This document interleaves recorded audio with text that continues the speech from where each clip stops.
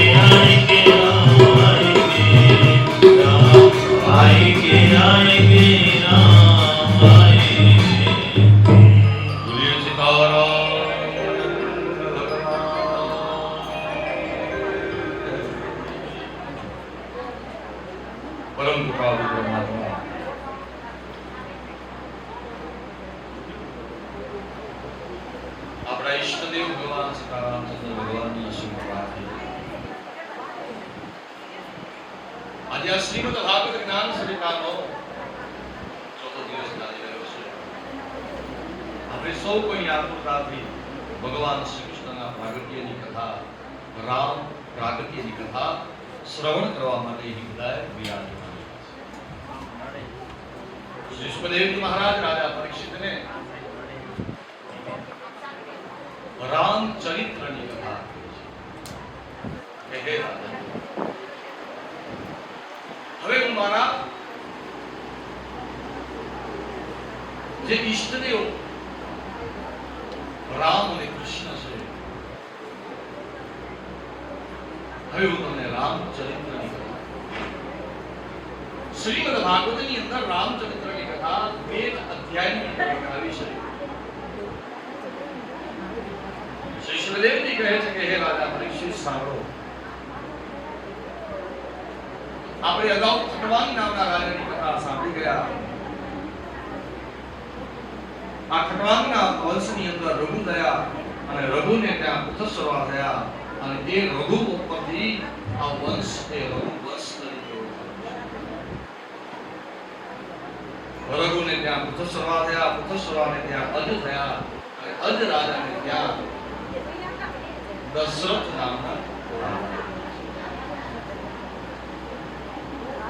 એ જ દશરથ રાજાને ત્યાં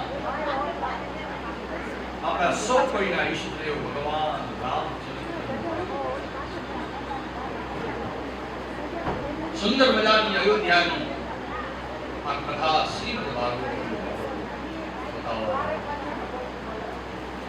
ખરેખર આપણે તો ભાગ્યશાળી છીએ આ વખતે કે આપણા ગામની અંદર પણ રામ કથા બહુ જ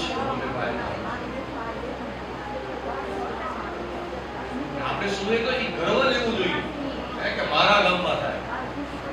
અમારા તો બાર ગામ કોઈ મહેમાન આવે ને, અમે અમારા ઘરે આવશું, આનંદ થાય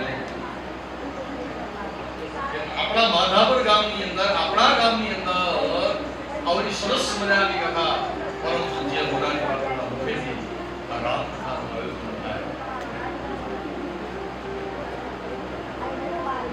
વ્યાસપીઠ ઉપરથી તો આપણે કહીએ જે યજમાન પરિવારે કથા બેસાડી છે, ધીરે નંદી દરબાર બહુ જ નાની ઉંમર છે. મને લાગે કે 29-30 વર્ષની માન ઉંમર છે અને સાવ સુંદર ખબર ન પડે કે મને આ યજમાનનો, આ કથાનો મુખ્ય યજમાન છે. આપણે એમ લાગે કે અમે તો બધા રોહણ કરવા ગયા અને નગર વાસ્તુમાં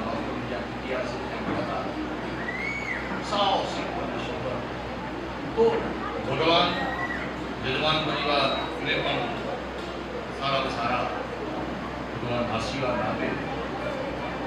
તો એવી આ રામચરિત્રની કથા આજે આપણે પણ સંક્ષેપની અંદર 9 દિવસ કથા અને પરમ પૂજ્ય બાપુના મુખેથી આ કથામાં વખાય.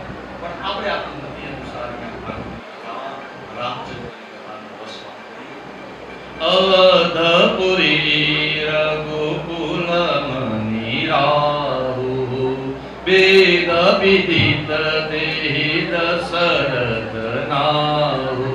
શ્રી રામ જય રામ જય જય રામ, શ્રી રામ જય રામ જય જય રામ.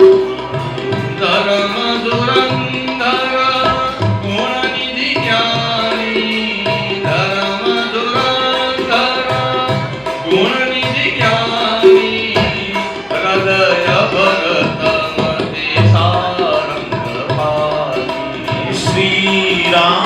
જય રામ જય જય રામ, શ્રી રામ જય રામ જય જય રામ. એવા અયોધ્યાના રાજા રઘુકુલ મની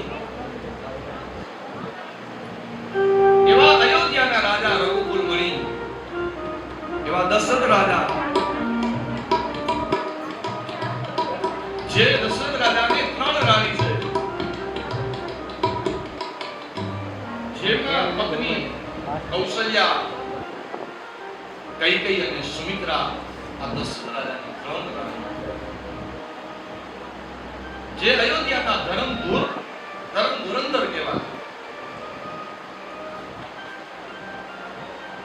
અને દશરથ રાજા કોઈ સામાન્ય વ્યક્તિ નતા સાહેબ, ગુણ નીતિ જ્ઞાની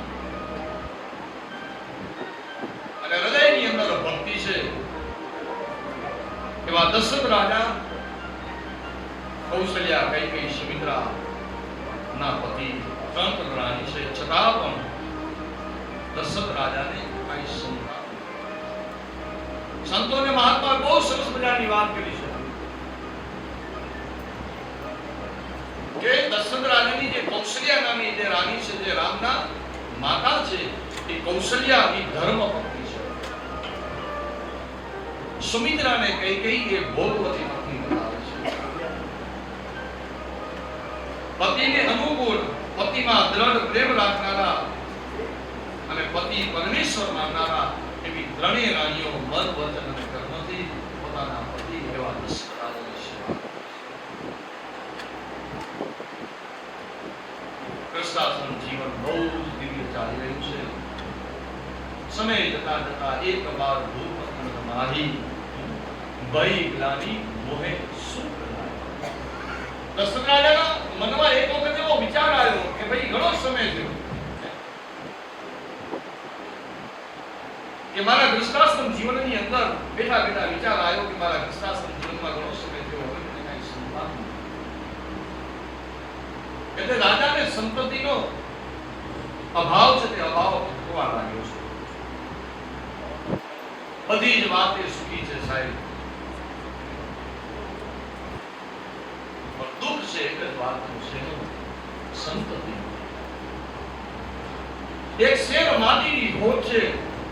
દશરથ રાજા વિચાર કરવા લાગ્યો કે આ ગાદી ઉપર હું બેઠો છું, એનો કોઈ વારસ નથી.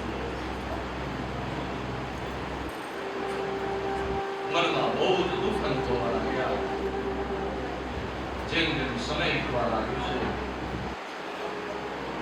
તેમ તેમ દશરથ રાજાની ચિંતામાં વધારો થવા લાગ્યો કે શું મારી આ રાજગાદી પર બેસનારો કોઈ રહેશે નહીં. અને એ સમયે દશરથ રાજા અંતે પોતાના સદગુરુના શરણે જાય છે કે હવે હું મારા ગુરુના શરણે જાઉં અને મારા ગુરુના ચરણે પડી એ હાથ જોડીને પ્રાર્થના કરીશ, દેવ આપ મારા ઉપર દયા કરો, મારા ઉપર કૃપા કરો. દશરથ રાજાનો દ્રઢ વિશ્વાસ, પોતાના સદગુરુ પર દ્રઢ વિશ્વાસ રાખી અને હવે દશરથ રાજા એ પોતાના અયોધ્યામાંથી સદગુરુના શરણમાં જાય છે.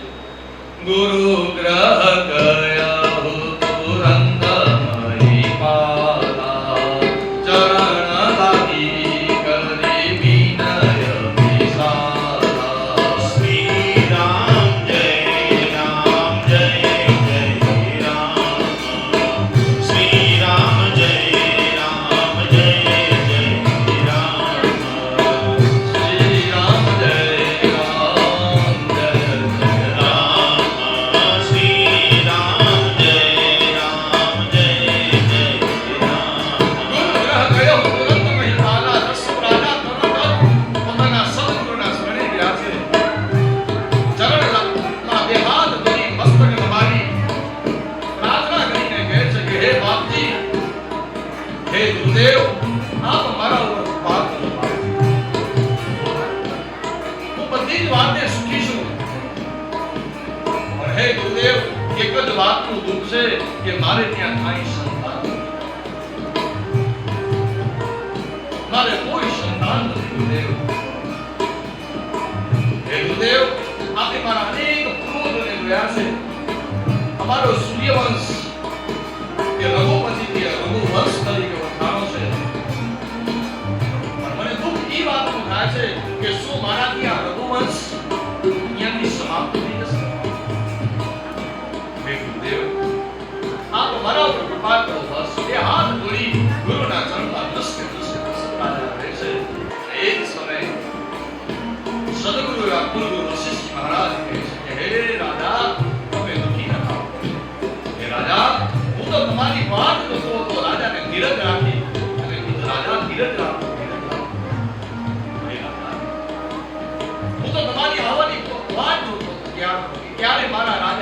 ત્યારે હું મારા રાજાને કહું, હે રાજા સાંભળો, તમારે ત્યાં એક પુત્ર નહીં પણ તમારે ત્યાં 4 પુત્રો છે. શું વાત કરો છો ગુરુદેવ? હા રાજા, તમારે ત્યાં 4 સંતાન છે. હે દશરથ, આ 4 સંતાનોમાં સૌથી મોટા સંતાનની સાક્ષાત ભગવાન નારાયણના અંશ અવતાર તરીકે તમારે ત્યાં પુત્રોની અવતાર છે. તો હે ગુરુદેવ, મારા કૃપા કરો. હે રાજા સાંભળો, તમારે એક યજ્ઞ કરાવવો પડશે, પુત્ર કામિષ્ઠી નામનો યજ્ઞ કરાવવો. અરે ગુરુદેવ, આમાં પૂછવાનું જ ના હોય, તમે મને કહો એટલે હું હમણાં જ યજ્ઞ કરું. ચાલો તમે યજ્ઞ કરાવો. ત્યારે કુલગુરુ વશિષ્ઠજી મહારાજ એવું કહે, રાજા, આ યજ્ઞ મારાથી નહીં થાય. આ યજ્ઞ માટે આપણે શૃંગી ઋષિને બોલાવવા પડશે. તો ગુરુદેવ, શું કામ તમે મોડું કરો છો? તમે એને આમંત્રણ આપો, નિમંત્રણ આપો, આપણે ત્યાં યજ્ઞ કરવા માટે આવે. અને એ જ સમયે શૃંગી ઋષિ વશિષ્ઠ બોલાવા, પુત્ર કામ શુદ્ધ યજ્ઞ કરાવવા. અને એ જ સમયે કુલગુરુએ શૃંગી ઋષિને બોલાવ્યા છે. અને એ શૃંગી ઋષિને બોલાવી પુત્ર કામિષ્ઠી નામનો યજ્ઞ કરવામાં આવ્યો છે. અને એ યજ્ઞની અંદર આહુતિઓ આપવામાં આવે છે. સ્વાહા સ્વાહાની સાથે આહુતિઓ આપવામાં આવી છે કે ભક્તિ સહિત મુનિ આહુતિ દીને પ્રગટે અગ્નિ તરુ કરુદીને. શ્રી રામ જય રામ જય જય રામ. શ્રી રામ જય રામ જય જય રામ. ભક્તિ સહિતની આહુતિઓ આવી છે. સ્વાહા સ્વાહા શબ્દની સાથે આહુતિઓ આપવામાં આવે છે. વશિષ્ઠજી મહારાજ બહુ પ્રસન્ન થાય છે. અને શૃંગી ઋષિના આચાર્ય પદે આ યજ્ઞની આહુતિઓ આપવામાં આવી. જે દેવતાઓને આહુતિઓ આપવામાં આવે છે, તે દેવતાઓ યજ્ઞમાં પોતાનો ભોગો હાથમાં લઈ અને આહુતિનો સ્વીકાર કરવા આવ્યા છે. એક સમયે પુત્રકામેષ્ઠી નામનો યજ્ઞ છે, તે યજ્ઞ ચાલુ થાય અને એ યજ્ઞની અંદર આહુતિઓ આપવામાં આવે છે. અને સાક્ષાત એ યજ્ઞના કૃપાથી સાક્ષાત અગ્નિનારાયણ ભગવાનનું પ્રાગટ્ય થાય છે. બોલીએ અગ્નિનારાયણ ભગવાનની જય. અગ્નિનારાયણ ભગવાનનું પ્રાગટ્ય તેઓ હાથમાં પ્રસાદ છે, તે પ્રસાદનો પાત્ર લઈ અગ્નિનારાયણ ભગવાને યજ્ઞના આચાર્ય એવા શૃંગી ઋષિને આપ્યો છે. શૃંગી ઋષિએ આ જ પ્રસાદનું પાત્ર ગોળ બાપા એવા વશિષ્ઠજી મહારાજને આપ્યું. અને એ જ વશિષ્ઠજી મહારાજે આ જ યજ્ઞનો પ્રસાદ તેમને પોતાના રાજા દશરથને આપ્યું છે. દશરથ રાજાએ આ પ્રસાદના ભાગ યજ્ઞના પ્રસાદનો અડધો ભાગ સૌથી મોટી રાણી કૌશલ્યાને આપ્યો. પછીના જે યજ્ઞનો પ્રસાદ હતો તેના 2 ભાગ કર્યા. કૈકેયી અને સુમિત્રાને આપવામાં આવ્યો છે. ભગવાનની કૃપાથી ત્રણેય રાણીઓનો પ્રસાદ લીધો છે. અને પ્રસાદ લેનારની સાથે ત્રણેય રાણીઓના ઉદરમાં ગરમ રહ્યા છે. દશરથ રાજાનું મન બહુ આનંદમાં પ્રફુલ્લિત થવા લાગ્યો. જેમ જેમ સમય વીતવા લાગ્યો તેમ તેમ કૌશલ્યાના ઉદરની અંદર સાક્ષાત ભગવાન હતા તે ભગવાનનું પ્રાગટ્ય થાય. એમ કૌશલ્યાનું તેજ દિન પ્રતિદિન વધવા લાગ્યું છે. કૌશલ્યાનું તેજ દિવસે ને દિવસે વધવા લાગ્યું છે. માતાને કૌશલ્યા માતાને સુખ સુખનો થવા લાગ્યા છે. સમય વ્યતીત થવા લાગ્યો. શિયાળો ગયો, ઉનાળો આવે છે. અને ઉનાળાના સમયની અંદર આગળ મહિનો પૂરો થાય. આવો સુંદર મજાનો આ ચૈત્ર મહિનો અત્યારે ચાલુ છે. એવો ચૈત્ર મહિનો આવ્યો છે. અને એ જ ચૈત્ર મહિનાના શુભ દિવસો જેમ જેમ નજીક આવવા લાગ્યા તેમ તેમ કૌશલ્યાનું તેજ ઉદરનું તેજ એટલું બધું વધવા લાગ્યું છે કે જાણે કોઈ ભગવાન જ પ્રગટ થવાના છે. આમ સમય જતાની સાથે યોગ, લગ્ન, ગ્રહ, વાર, તિથિ બધું જ જાણે અનુકૂળ થયું છે. અને ચૈત્ર માસ શુક્લ પક્ષ નવમી તિથિ બરાબર અભિજીત મુહૂર્તની અંદર ભગવાન દાદા ભગવાનનો પ્રાગટ્ય થવાનો સમય થાય છે. નવમી તિથિ મધુમાસ પુનીતા શુક્લ પક્ષ અભિજીત તિથિતા. શ્રી રામ જય રામ જય જય રામ. શ્રી રામ જય રામ જય જય રામ. અમર્યતિ વસયતિ શીઘ્રધામ પાવન કાળ લોક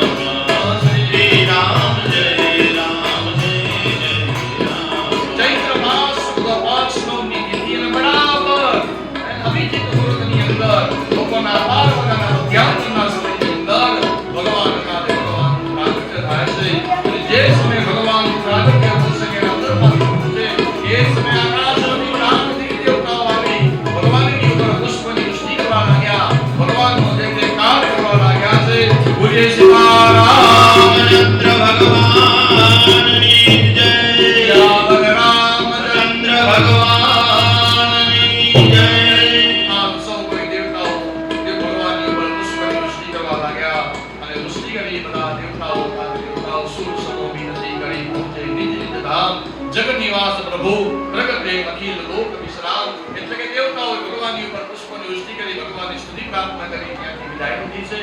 ભગવાન શંખ ચક્ર ગદા પદ્મ ધારણ કરનારા ચતુર્ભુજ રૂપી ભગવાન નારાયણ ત્યાં પ્રાગટ્ય થાય અને એ સમયે દેવતાઓએ ભગવાનની સ્તુતિ કરી ત્યાંથી વિદાય લીધી.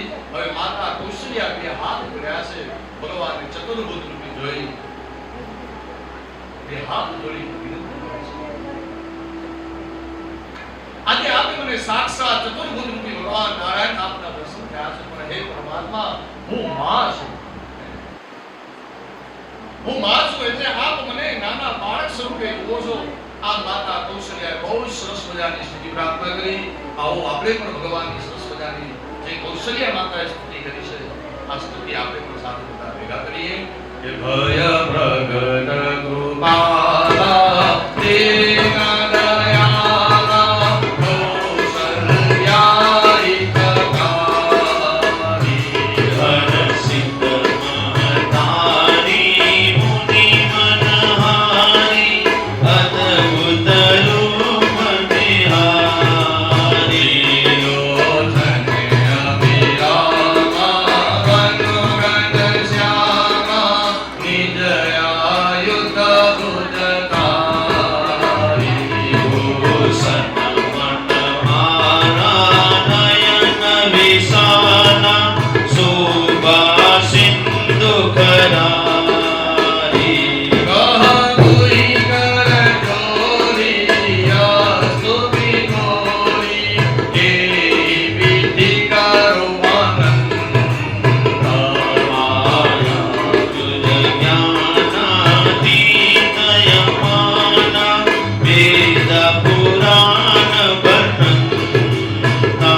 કરુણા સુખ સાગર સબ ગુણ આગર દેહી ગાવૈ શ્રુતિ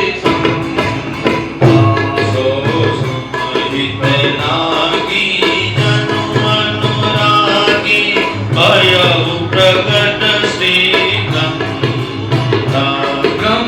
બ્રહ્માનની કાયા નિરમિત માયા રોમ રોમ પ્રતિભેદ કરે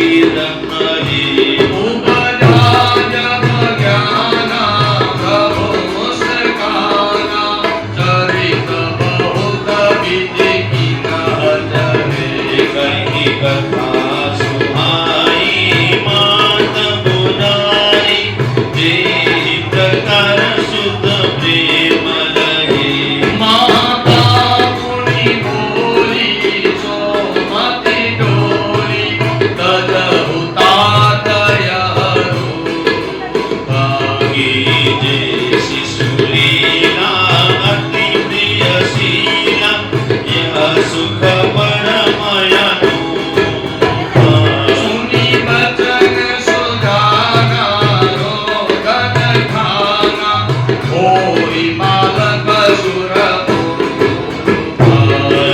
ચરિત જોગાવઈ હરિપદ પાવઈ તેહીન પરમ ભવતુ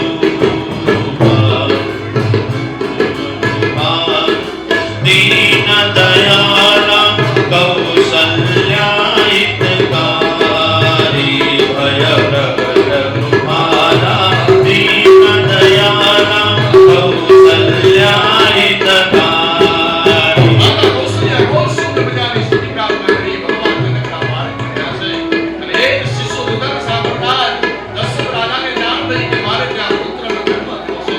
દશરથ રાજાએ પુત્ર ઉત્સવ જોયો છે. અયોધ્યાને આનંદ થયો. જય રઘુવીર લાલજી.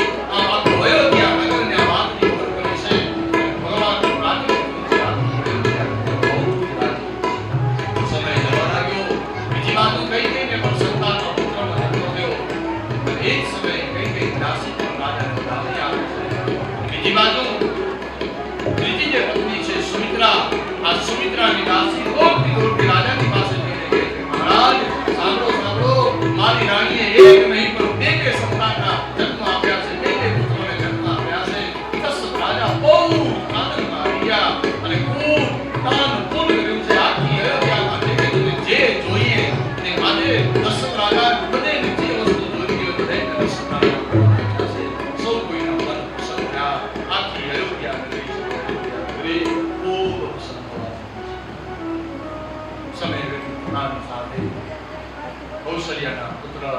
થયા, કૈકેયીના પુત્ર ભરત થયા, સુમિત્રાના 2 સંતાનો થયા, લક્ષ્મણ અને શત્રુઘ્ન.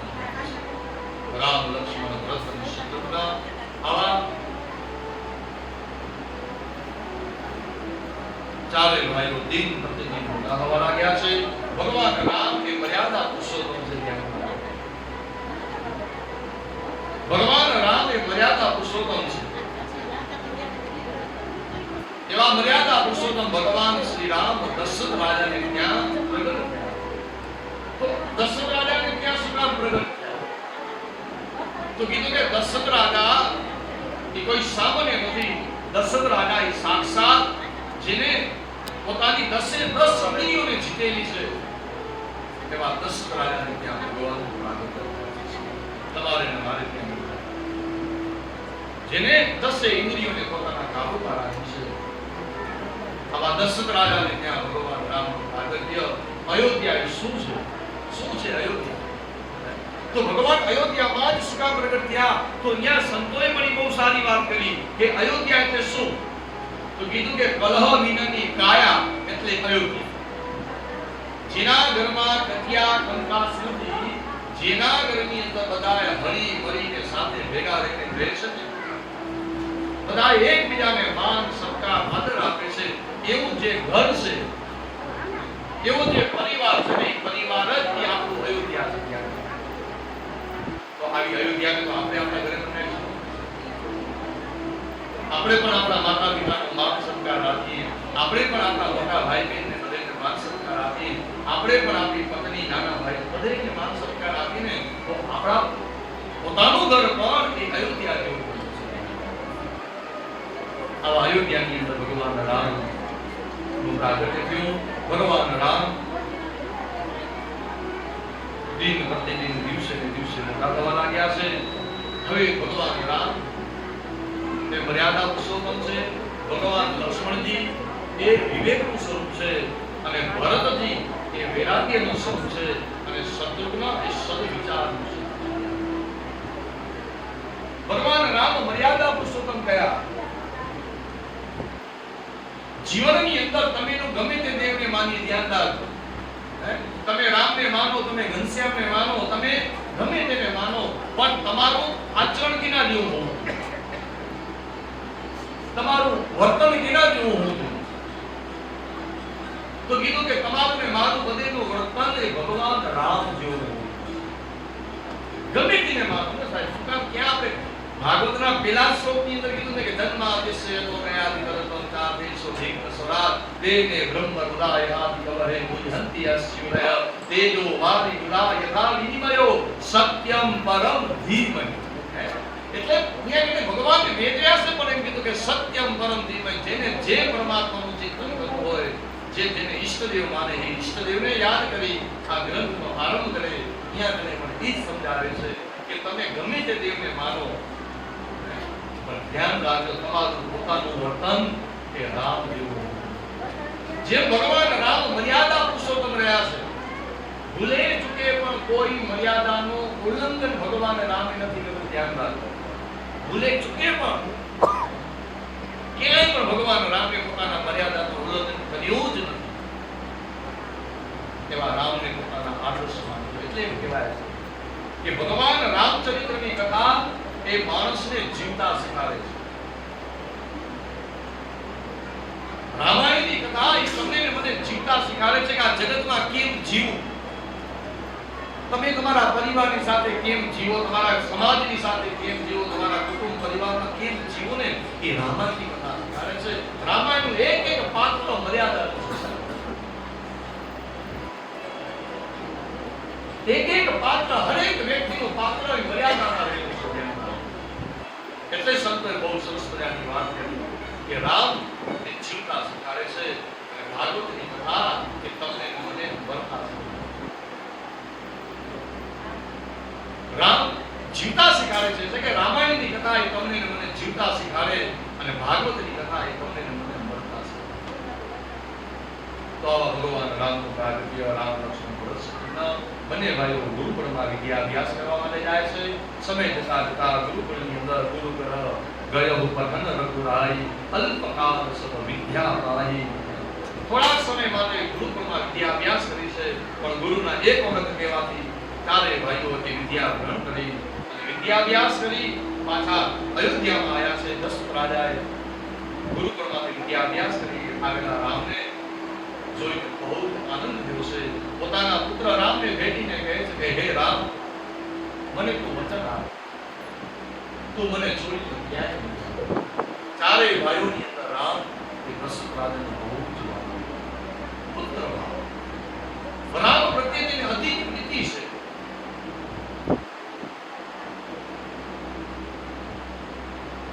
એમ કહેવાય છે કે રામ જેવો સંતાન, રામ જેવો પુત્ર આ જગતમાં કોઈ થયો નથી અને પિતા દશરથ જેવા પિતા કોઈ નથી. સમય વ્યતીત થયો છે. એક વખત અયોધ્યાની અંદર વિશ્વામિત્ર નામના ઋષિ મુનિઓ આવ્યા છે. દશરથ રાજાએ વિશ્વામિત્રનું બહુ સુંદર મજાનું સ્વાગત કર્યું છે અને એ સમય વિશ્વામિત્ર ઋષિએ દશરથ રાજાની સામે બે હાથ જોડી અને વિનંતી કરી છે કે અસુર સદોહુ સતાવહી મોહી મે યાચન આયુ નું પતો. હે રાજા, આજે હું તમારી પાસે યાચના કરવા માટે આવ્યો છું, માંગવા માટે આવ્યો છું. અનુજ સમેત દેહો રઘુનાથા. હે રાજા, હું જ્યારે યજ્ઞ કરું છું ત્યારે આ યજ્ઞની અંદર અસુરો છે તે અસુરો રાક્ષસો આ યજ્ઞનો નાશ કરી દે છે. તો આજે હું તમારી પાસે પ્રાર્થના કરું છું, વિનંતી કરું છું કે મને તમારા બે પુત્ર રામ અને લક્ષ્મણ આ બંને ભાઈઓને તમે અમારી સાથે મોકલો અને તમારો યજ્ઞ છે તે યજ્ઞ સફળ થાય અને રાક્ષસોનો નાશ થાય. જો સાહેબ, જે સમય વિશ્વામિત્ર ઋષિએ જ્યારે રામની માંગણી કરી છે એ સમય દશરથ રાજાનું ખૂબ ચિંતાથી આવી ગયા. દશરથ રાજાને આ વાત ગમી જ નથી, પસંદ નથી આવી. દશરથ રાજા બહુ જ ગભરાઈ ગયા છે.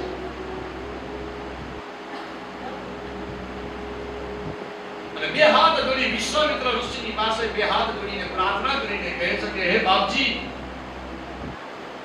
આજે તમે જે માંગ્યું છે ને એ આપે યોગ્ય નથી. તમે જાણો છો કે મને વૃદ્ધાવસ્થાની અંદર આ પુત્રોના જન્મ થયા છે અને ચારેય પુત્રોની અંદર એ રામ મને બહુ જ વાલો છે. રામ મને અતિશય પ્રિય છે. હે વિશ્વવર, રામ વગર તો મને જરાય ચેન પડશે નહીં. મારો રામ જો મારાથી દૂર જાશે ને તો તમને સાચું કહું, આ મારા શરીરની અંદર પ્રાણ નહીં રહ્યો.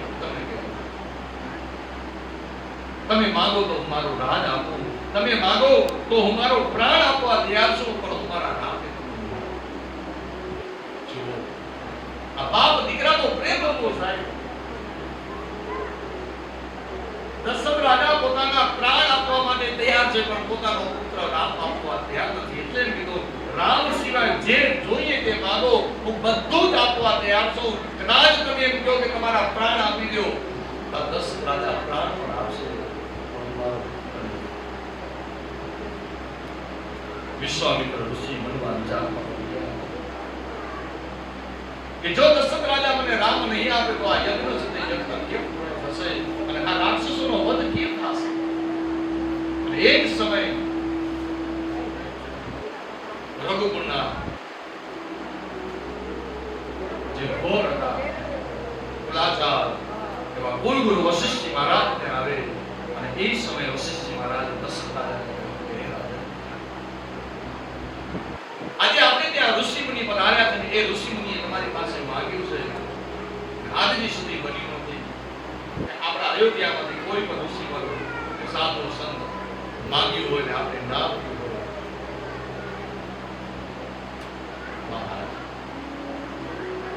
આ વિશ્વામિત્ર ઋષિની જે માંગણી છે તે માંગણી તમે પૂર્ણ કરો. અહીંયા દશરથ રાજા કહે છે, પણ ગુરુદેવ, એ મારા પુત્ર રામની માંગણી. તમે તો જાણો છો કે મને મારો પુત્ર રામ બહુ જ પ્રિય છે. રાજા, તમે ગભરાઓ નહીં, તમારા પુત્ર રામને કશું જ નહીં થાય. હું તમને વચન આપું છું ને કે તમારા પુત્ર રામ અને લક્ષ્મણને કાંઈ જ નહીં થાય. આ યજ્ઞમાંથી પાછા આવશે ને તો ત્યારે એ સારા સમાચાર લઈને આવશે. શું સમાચાર લઈને આવશે? આ કુલગુરુના કહેવાથી, વશિષ્ઠ મહારાજના કહેવાથી દશરથ રાજાએ રામ અને લક્ષ્મણને વિશ્વામિત્ર ઋષિની સાથે તેના યજ્ઞનું રક્ષણ કરવા માટે મોકલ્યા છે. આમ રામ લક્ષ્મણ વિશ્વામિત્ર ઋષિની સાથે જોડાયા છે. આગળ જતા જતા રસ્તાની અંદર સૌપ્રથમ ભગવાને તારકાસુર નામની રાક્ષસીનો વધ કર્યો છે. તારકાનો ભગવાને ઉદ્ધાર કર્યો, ત્યાંથી આગળ આવી અને સિદ્ધાશ્રમની અંદર જ્યાં વિશ્વામિત્ર ઋષિનો આશ્રમ છે ત્યાં ગયા છે. વિશ્વામિત્ર ઋષિ પોતાના ઋષિ સંતોની સાથે યજ્ઞની અંદર આહુતિ આપવા લાગ્યા. તે જ સમયે મારીચ અને સુબાહુ નામના રાક્ષસોનો સમૂહ ત્યાં આવવા લાગ્યા.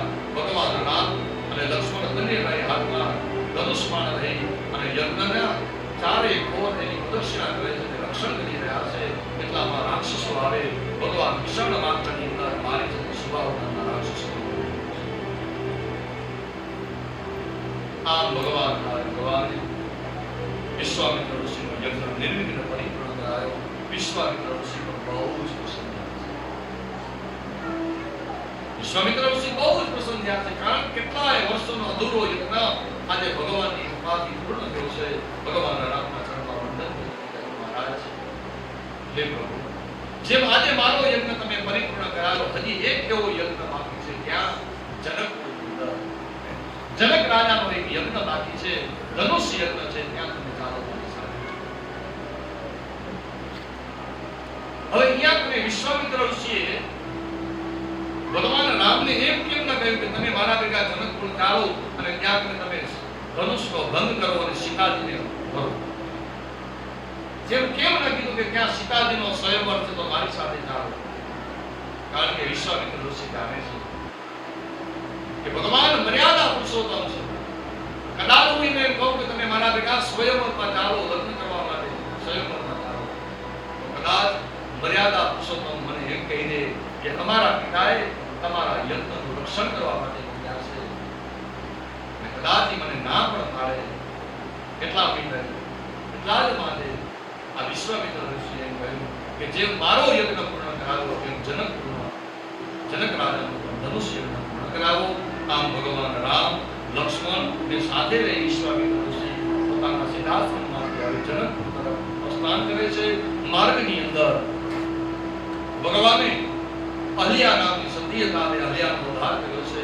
એક મોટી શિલા હતી અને વિશ્વામિત્ર ઋષિએ કહ્યું કે આ શિલાના એટલે કે પથ્થર છે, આ શિલા ઉપર તમારો ચરણનો સ્પર્શ કરાવો તો આ શિલાનો ઉદ્ધાર થાય.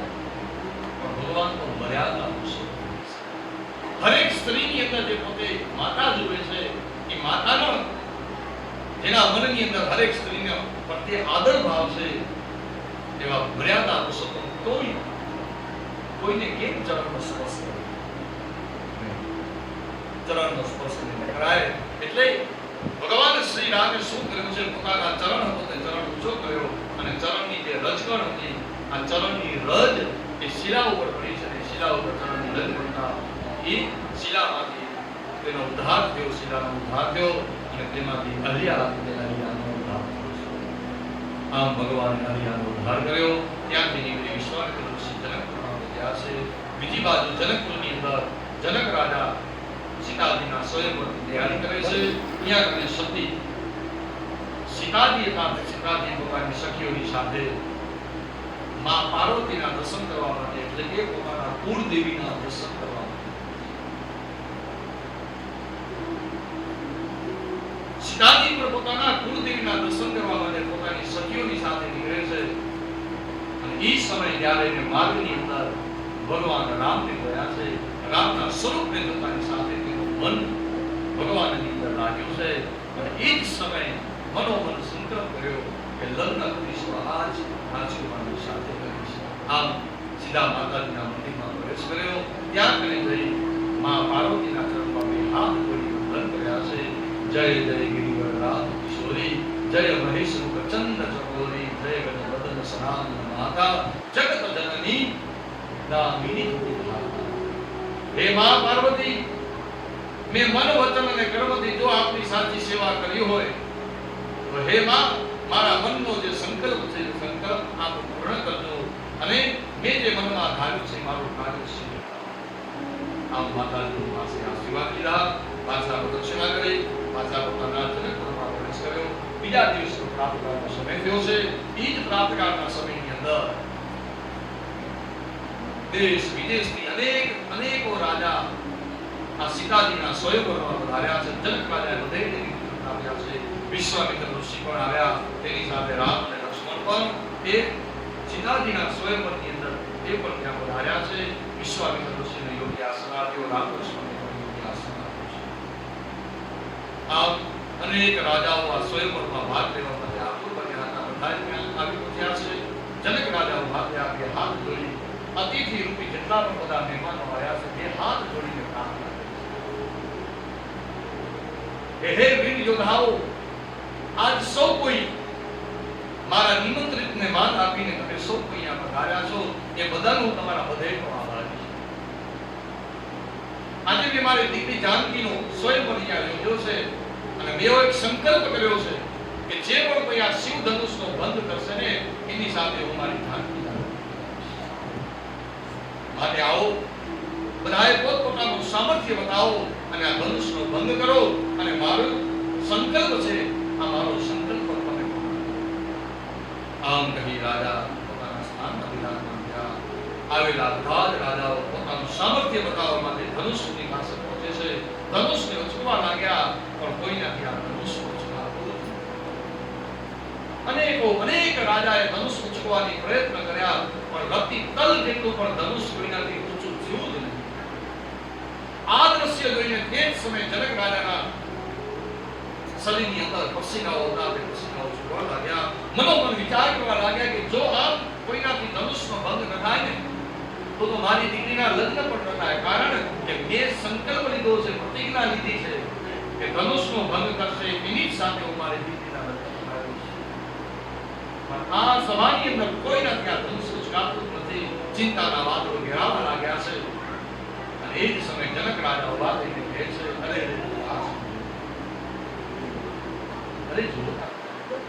આ જગતમાં એવી કોઈ જનેતા જ નથી કે જેને પોતાના ઉદરમાંથી કોઈ વીર ક્ષત્રિયને જન્મ આપ્યો હોય. અરે સાહેબ,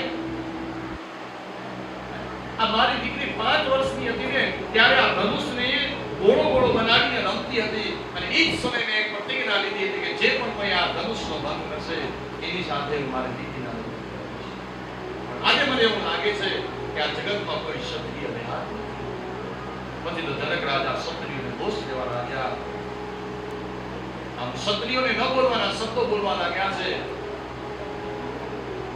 રામના ભાઈ લક્ષ્મણજી આ સદન થયું. લક્ષ્મણજી તરત જ વાળીને કહે છે કે બસ રાજા ગુરુ થઈ, હવે એક પણ ક્ષત્રિયોને તમારે દોષ નથી દેવાનો. રાજા સાંભળી લો, તમે એમ કહો છો કે આ જગતમાં કોઈ જનેતા જ નથી રહી કે જેનાથી આ ધનુષનો ભંગ થાય. હે રાજા, હું તમને કહી દઉં તમારી જાણ ખાતર, મારા બંને બાહુમાં એટલી તાકાત છે, મારા બંને બાહુમાં એટલી તાકાત રહેલી છે કે આખું બ્રહ્માંડને હું ડગાવી શકું, આખા બ્રહ્માંડને હું હલાવી શકું એટલું બળ મારા આ સામર્થ્યમાં છે. પણ આ શક્તિનું પ્રદર્શન હું ક્યારે કરું કે મારા મોટા ભાઈ રામ જો મને કહે ને તો હું મારા શક્તિનું પ્રદર્શન કરું. મારા રામ, મારા ભાઈની આજ્ઞા વગર કાંઈ જ ન કરી શકું. અરે આ ધનુષના 2 કટકા નહીં, આ ધનુષના 4 કટકા કરી ચારે દિશામાં હું ફેંકી શકું એટલું સામર્થ્ય મારા અંદર રહેલું છે. પણ આ બધું જ બળ મારા ભાઈ કહેતો ભગવાન રામ સાથે રામે લક્ષ્મણ સામે ઈશારો કર્યો છે. એક આંખના ઈશારાથી લક્ષ્મણજી પોતાના ક્રોધને શાંત કર્યો છે અને એ લક્ષ્મણજી પોતાના શાંત કર્યો છે. જ્યાં સુધી વિશ્વામિત્ર ઋષિ એમ નથી કીધું કે હે રામ તમે ઉભા થાઓ, ત્યાં સુધી મર્યાદા પુરુષોત્તમ ભગવાન રામ ઉભા નથી થયા. ત્યાં આનાથી વિશેષ મર્યાદા કઈ હોય છે? અને એ જ સમયે વિશ્વામિત્ર ઋષિ કહ્યું, પ્રભુ મેં તમને કહ્યું હતું કે જેમ મારો યજ્ઞ પૂર્ણ કરાયો એમ આ જનક રાજાનો પણ સંકલ્પ છે, આ ધનુષ યજ્ઞ પૂર્ણ કરો, ધનુષનો ભંગ કરો. આમ વિશ્વામિત્ર ઋષિના કહેવાથી ભગવાન રામ પોતાના સ્થાનમાંથી ઉભા થયા છે અને એ ભગવાન રામ જ્યારે પોતાના સ્થાનમાંથી ઉભા થયા ત્યારે માતા સીતાજીએ ભગવાનને જોયા છે. એ જ સમયમાં સીતાએ ભગવાન શિવને યાદ કર્યા છે અને ભગવાન રામ ધનુષને યાદ કર્યા. જેનું ધનુષ છે એવા ભગવાન શિવને પણ ભગવાન રામે યાદ કર્યા અને ભગવાનને શિવને યાદ કરી આંખના પલકાર અને અંદરનો ભગવાને આ ધનુષ છે ધનુષને ઉચક્યું છે અને ધનુષને ઉચકી અને તેની કમાન વાગી છે. તે જ સમયે તે ધનુષને વચમાંથી ભંગ થયું, ધનુષ વચમાંથી ભંગ થયો છે. આ ધનુષનો જેવો ભંગ થયો એ જ સમયે આકાશમાંથી બધા દેવી દેવતાઓ આવી અને ભગવાનની ઉપર પુષ્પની વૃષ્ટિ કરવા લાગ્યા છે. ભગવાનનો જય જયકાર થવા લાગ્યો છે. બોલો સીતારામચંદ્ર ભગવાનની જય. સીતારામચંદ્ર ભગવાનનો જય જયકાર થવા લાગ્યો છે. ધનુષનો ભંગ થયો. માતા સીતાજી હતા તે સીતાજી વિજય માળા લઈ ભગવાન રામના ગળામાં પધરાયા છે. ભગવાન રામ સાથે સીતાજીના સ્વયંવર થયા અને એ જ સમયે જનક રાજાને વાત કરી છે. અને આ તો અયોધ્યાના રાજકુમાર રામ છે. પછી તો વિશ્વામિત્ર ઋષિના ધર્મમાં બે હાથ જોડી હજી પણ અમારી કન્યાઓ છે કે જેના લગ્ન હું આ અયોધ્યાના રાજકુમારોની સાથે કરાવી દઉં. આમ ચારે દીકરીઓના લગ્ન ભગવાન રામ, લક્ષ્મણ, ભરત અને શત્રુઘ્નની સાથે પોતાની ચારે કન્યાઓ છે. આમ ભગવાન રામ અને રામના લગ્ન સંસ્કાર થાય છે. અહીંયા કને કહ્યું છે કે ભગવાન રામના લગ્નમાં માક્ષર સુદ પાંચમ કંકુ છાંટી લગ જોડવાનું આવું સરસ મજાની કંકોત્રી લગી દશરથ રાજાને જાણ કરી છે. માક્ષર સુદ પાંચમના દિવસે ભગવાન રામના લગ્નના મુહૂર્ત કાઢવામાં આવ્યા અને એ જ સમયે અયોધ્યામાંથી જાનવાદ ભેગા થઈ જનકપુરમાં પહોંચી છે અને ભગવાન રામના સુંદર મજાના લગ્ન વિવાહ સંસ્કાર થયા છે. ચારે ભાઈઓના વિવાહ થયા અને એ ચારે ભાઈઓની પાછી જાન અયોધ્યામાં આવી છે. આખી અયોધ્યાના પ્રજાજનો બધાએ રામ, લક્ષ્મણ, ભરત અને શત્રુઘ્નને વધાવવા માટે આખી અયોધ્યા નગરીને શણગારવામાં આવી છે. આખી અયોધ્યા નગરીના પ્રસન્ન થવા લાગ્યા છે. પછી તો માતા સીતા રામને જોઈને બધે બહુ ખુશ છે. સમય વ્યતીત થવા લાગ્યો. સમય વ્યતીત થતાની સાથે સુખના દિવસો હતા. એ સુખના દિવસો જલ્દી નીકળી ગયા. આ એક શાસ્ત્ર કે સુખના દિવસો જલ્દી થાય, દુઃખના દિવસો જલ્દી પસાર થાય નહીં. આપણા ઘરે 7 દિવસ કેમ નીકળી જાય તમને ખબર જ નહીં પડે. કારણ કે બધા આનંદમાં છે. આપણે બધા આનંદમાં છીએ. 7 દિવસ કેમ આ ભાગવતની કથા પૂર્ણ થઈ જશે, 8મા દિવસે કેમ યજ્ઞ થઈ જશે અને 9મા દિવસે તમે એ જ પરિવારના બધા લોકો અહીંયા આવજો અને તે સમય કે આજે દર શું લાગે કોઈ તો સુખના દિવસો ધીમે ધીમે જલ્દી પસાર થવા લાગ્યા. દશરથ રાજાએ જોયું કે હવે સમય બાકી ગયો છે. એટલે દશરથ રાજાએ વિચાર કર્યો કે હવે હું અયોધ્યાની ગાદી રામને સોંપું અને એક સમય કુલગુરુ વશિષ્ઠ મહારાજની પાસે દૂત કરાવ્યું. પણ કુલગુરુ વશિષ્ઠે કીધું કે જે દિવસે ભગવાન રામ અયોધ્યાની ગાદી પર બેસે એ જ દિવસ એ મુહૂર્ત છે ધ્યાન રાખજો. એટલે દશરથ રાજાએ કીધું પછી રામની આવતીકાલે અયોધ્યાની ગાદી પર બેસાડો. રાજા મેં તમને કીધું ને કે જે દિવસે ભગવાન રામ અયોધ્યાની ગાદી ઉપર બેસશે ને એ જ દિવસ એના માટે મુહૂર્ત છે. માટે તમને જે દિવસે તમારે રામની ગાદી આપવી હોય એ દિવસે તમે આપી શકો છો. આમ દશરથ રાજાએ મનમાં સંકલ્પ કરી લીધો અને એક સમયે પ્રજાને બધાને જાણ કરવામાં આવી કે આવતીકાલે હું મારા પુત્ર રામને અયોધ્યાની ગાદી સોંપીશ. આ સમાચાર વાયુના વેગે આખા અયોધ્યા નગરીમાં ફર્યા છે અને અયોધ્યાના બધા જનજનને આ વાતની ખબર પડી છે. એટલે જનજન બધા વિચારમાં પડી ગયા, આનંદમાં આવી ગયા. જોતા ખરા ભગવાનની કેવી કૃપા થશે કે આવતીકાલે મારો રાજા રામ એ અયોધ્યાનો રાજા બનશે. મારો રામ અયોધ્યાનો રાજા બનશે. આખી અયોધ્યા નગરી બહુ પણ મનમાં દેવતાઓ વિચારમાં પડી ગયા કે રામ જો અયોધ્યાની ગાદી ઉપર બેસશે તો આ રાક્ષસોનો સંહાર કરવો પડશે. એટલે એ જ સમયે વાણીના દેવી સરસ્વતીએ કઈ બુદ્ધિ ભ્રમિત કરાવી છે. અને અહીંયા કને દશરથ રાજાએ બધાને જાણ કરી છે. સૌ કોઈના મનમાં શ્રદ્ધા છે. કૌશલ્યાની દાસીને આ વાતની ખબર પડી કે અયોધ્યાના રાજા રામ બનશે. કૌશલ્યાની દાસી માતા કૌશલ્યાને જાણ કરવા માટે જાય કીધું કે માં એક વધામણીના સમાચાર આપું તમને કે આવતીકાલે આપણો રામ એ અયોધ્યાની ગાદી પર બેસે. માતા કૌશલ્યા બહુ જ રાજી છે. પોતાના ગળામાં નવરત્નો હાર તમને આપી દીધો છે. એ વધામણીમાં હું તમને આપું છું. આ દાસી હાર લઈને જતી હતી. માર્ગની અંદર મંત્રા મળી અને એ મંત્રાએ પૂછી કેટલી બધી રાજી કેમ છો? ત્યારે કીધું કે જો આવતીકાલે મારો રામ અયોધ્યાની ગાદી પર બેસે એટલે મારી માતા કૌશલ્યાએ મને આ નવલખો હાર આપ્યો છે. એ જ સમયે મંત્રાની બુદ્ધિ ભ્રમિત થઈ છે અને એ મંત્રાની બુદ્ધિ ભ્રમિત થઈ કઈ પાસે જાય કઈને કેવા લાગી હે કે કઈ સાંભળ્યું. અરે જોતો ખરી અયોધ્યામાં એવા સમાચાર મળે છે કે આવતીકાલે દશરથ રાજાએ રામને અયોધ્યાની ગાદી સોંપી દીધી છે. અને આ સમાચાર જ્યારે કૈકેયી પર સાંભળ્યા અને સાહેબ ત્યારે કૈકેયી પણ બહુ જ પસંદ થઈ છે અને કહેવા લાગી મંત્રા આ તો સારા સમાચાર ગુડ ન્યૂઝ છે. આનાથી બીજા સારા સમાચાર કહેવા. પણ એ સમયે મંત્રા કહેવા લાગી કૈકેયી મને એવું લાગે છે કે તારી બુદ્ધિમાં પછી તો મંત્રાનો કૈકેયીનો સ્પર્શ થયો. કૈકેયીની બુદ્ધિ ભ્રમિત થઈ છે. કથા બહુ વિસ્તાર આવે અને એ સમયે કૈકેયીને કૈકેયી હજી પણ તારી પાસે સમય છે. બાકી હજી બગડી નથી. બાકી આપણા હાથમાં છે. આ રામના બદલે મારા પુત્ર ભરતને અયોધ્યાની ગાદી પર છે. કૈકેયીની બુદ્ધિ ભ્રમિત થઈ. તો કીધું મંત્રા મારે શું કરવું જોઈએ? ત્યારે કૈકેયીએ મંત્રા કહેવા લાગી કે તમે દશરથ રાજાની પાસેથી તમારા જે વરદાન બાકી છે તે વરદાન માંગો. અને પહેલું વરદાન તમે એવું માંગો કે રામના બદલે મારો પુત્ર ભરત એ અયોધ્યાની ગાદી ઉપર બેસે. અને બીજું વરદાન તમે એવું માંગો કે રામ 14 વર્ષ વનવાસ. પણ હે કૈકેયી સાંભળ, વરદાન માંગવામાં જરાય પણ ભૂલ ન કરજો.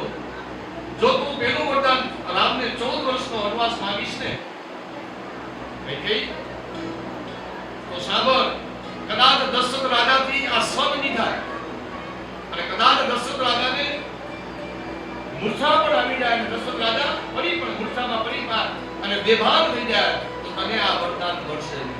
એટલે સમજી વિચારીને તું માંગજે. પહેલું તો રામના બદલે ભરતની ગાદી માંગજે અને પછી બીજું વરદાન તો રામ 14 વર્ષ વનવાસ માંગજે. આમ કૈકેયી કૈકેયી કૌકુવનમાં નિશાના છે. બીજી બાજુ દશરથ રાજાને ખબર પડી છે કે આખી અયોધ્યા નગરી આજે રાજી છે કે મારી પત્ની કૈકેયી નિશાની છે. તરત દશરથ રાજા કૈકેયી પાસે જાય છે અને એ સમયે કૈકેયી રડતા રડતા કહે છે કે આજે મને તમારી પાસેથી વરદાન મેળવવા છે. મારા જે અનામત વરદાન બાકી છે આજે 2 વરદાન મને તમારી પાસેથી માંગવા છે. કૈકેયી આજે 2 નહીં હું તને 4 વરદાન આપીશ. તું રિસાની ગઈ. આખી અયોધ્યા નગરીના મનમાં રાતી બેઠેલા છે. સૌ કોઈના મન આનંદમાં છે. સૌ કોઈ બધા જ રામને અયોધ્યાની ગાદીમાં બેસવા માટે પ્રસન્ન ચિત્તે તૈયાર થયા છે અને તું ત્યાં રિસાની છો. અરે હું તને 2 થી 4 વરદાન આપીશ. ચાલ ચાલ ઊભી થા. પણ કૈકેયી કહેવા લાગે પેલા મને મારા વરદાન આપો પછી. એ સમયે દશરથ રાજા કહેવા લાગ્યા માંગ તને જે વરદાન જોઈએ તે તું વરદાન માંગ. કૈકેયી કહેવા લાગી રાજા કેમ નહીં? એવું વરદાન તમારી પાસે નહીં માંગુ. પ્રથમ તમે રામના સોગંદ લ્યો. રામના સોગંદ લઈને કહો મને કે હું જે વરદાન માંગીશ જે વરદાન મને આપ આપશો. એ સમય દશરથ રાજા ધીર ગંભીર થઈ ગયા. કૈકેયીને કહેવા લાગ્યા અરે કૈકેયી તું શું બોલસ? તને ખબર છે ને કે રઘુકુલ રીતિ સદા ચલી આવી પ્રાણ જાય પણ બચી. કૈકેયી તું મને મારા રામના સોગંદ લેવડાવસ પણ તું જાણતી નથી કે આ રઘુકુલનો નિયમ છે કે રઘુકુલનો વંશ જે વચન આપે છે એ વચનમાંથી ક્યારે પણ ફરતો નથી. પોતાના પ્રાણ છોડી દેશે પણ પોતાના વચન પૂરા કરશે. માંગ એવા શું વરદાન માંગે છે? અને ત્યારે કૈકેયી માંગે છે કે રામના બદલે મારો પુત્ર ભરત અયોધ્યાની ગાદી પર બેસે.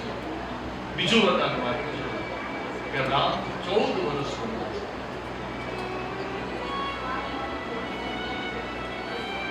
એ સમયે દશરથ રાજાએ કઈ એટલું કીધું કે કઈ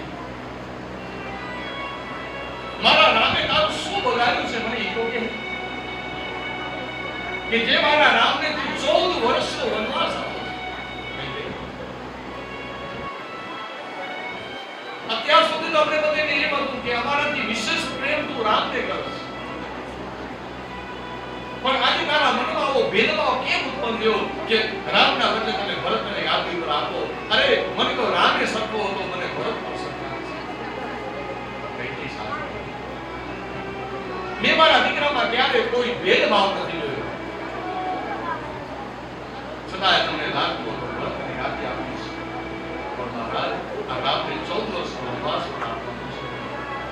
આમ 14 વર્ષના વનવાસની વાત તમારી સાથે દશરથ રાજા હતા. દશરથ રાજાનો ઘણો બધો આધાર મળ્યો છે. દશરથ રાજા રામ રામ કરતા રાજા આપણી મને વચન આપ્યું છે. એ જ સમયે દશરથ રાજા વૃક્ષાવસ્થામાં થયા. બીજી બાજુ સુમંત જે મંત્રી હતા, આ સુમંત સમજી ગયા કે નક્કી કાંઈક અનિષ્ટ થયું છે, નક્કી કાંઈક બન્યું છે એવું. અને એ જ સમયે સુમંત રાજા મંત્રી હતા, તે મંત્રી કૈકેયીના મહેલમાં જઈને જોયું તો ત્યાં દશરથ રાજા ધરતી ઉપર બેભાન અવસ્થાની અંદર પૃથ્વી પર પડેલા રહ્યા. મુખમાંથી એક જ શબ્દ નીકળે, રામ રામ રામ. સુમંત મંત્રી દોડતા દોડતા રામની પાસે જઈને કહે છે કે હે રામ, ચાલો, તમે તમારા પિતા બહુ યાદ કરે છે. રામ, ચાલો, તમારા પિતા તમને બહુ યાદ. રામ દોડતા દોડતા જોયું કૈકેયીના મહેલમાં દશરથ રાજા ધરતી પર બેભાન રહેલા છે. તરત જ પોતાના પિતાને તેડી પદમ ઉપર સુરાવ્યા. દાદી, શું થયું? પણ પિતાજીના મુખમાંથી એક શબ્દ નીકળતો, અને રામ રામ. એ શબ્દ ઉચ્ચાર થાય અને આંખમાંથી આંસુ આંસુ. દશરથ રાજાની જીવો જીભથી કાંઈ બોલી શક્યા નહીં. અને એ સમયે રામ હતા તે રામે માં કહી કે કીધું, માં, શું થયું મારા પિતાને? કે મારા પિતાની આંખમાંથી આંસુ પડે છે, મારા પિતા કેમ કાંઈ બોલતા નથી? એ સમયે કઈ કે કઠોર વચનથી કહેવા લાગ્યા, હે રામ, સાંભળ, તારા પિતાની આંખમાં આંસુ આવવાનું મૂળ કારણ કોણ છો? હું છું. હા, તારા પિતાએ મને વચન આપ્યું છે. હવે એ વચનને પૂરા કરી શકવા માટે મને કહેવા માટે સમર્થ નથી થતું. શું વચન આપ્યું? મેં તારા પિતાને કીધું કે તારા બદલે મારો પુત્ર ભરતની અયોધ્યાની ગાદી ઉપર બેસે. અને બીજું વચન એવું પાડ્યું કે હે રામ, તને 14 વર્ષનો વનવાસ. આ શબ્દ એ તારા પિતા તને કહી શકતા નથી, પણ હે રામ, તું તારા પિતાની આજ્ઞાનું પાલન કરે તો 14 વર્ષનો વનવાસ કરે. એ સમયે રામ માતા કૈકેયીના ચરણમાં કરી પોતાના પિતાને કહે છે, પિતાજી, આટલી નાની વાત. એ સમયે પિતાની નજર રામની સામે પડ્યા કરે છે. અને એ જ સમયે માતા કૈકેયીના ચરણમાં વંદન કરીને કહે છે, માં, હું જાણું છું કે તમે મને વનમાં શું કામ મોકલો છો, એ હું જાણું છું. માં, કે તમે મને એવી આજ્ઞા આપો છો કે તમે જાઓ વનમાં અને તમે સાધુ સંતોની સેવા કરો, એ માં હું જાણું છું. એક અયોધ્યાનું રાજ એટલે એક નાનું રાજ છે, સમજી, પણ તમે તો મને મોટું વનનું રાજ આપ્યું છે. આમ કહી ભગવાન રામ માતા કૈકેયીના ચરણમાં વંદન કરી અને જવાની તૈયારી કરે છે. માં સીતાજી હતા, તે સીતા રામની પાસે જીદ કરી કે નહીં દેવ, હું પણ તમારી સાથે ને સાથે એટલે પતિ પરમેશ્વરને સાથે જ હું રહીશ. મારો રામ જ્યાં છે ત્યાં જ મારો અયોધ્યા છે, મારો રામ છે ત્યાં જ મારો પરમેશ્વર છે. એટલે હે દેવ, મને પણ તમે તમારી સાથે લીધા. આ પ્રમાણે ભગવાન રામ લક્ષ્મણજીને આ વાતની ખબર પડી. લક્ષ્મણજી પણ રામની સાથે જવા ગયા. અને યાદ વરવાના નામે લક્ષ્મણને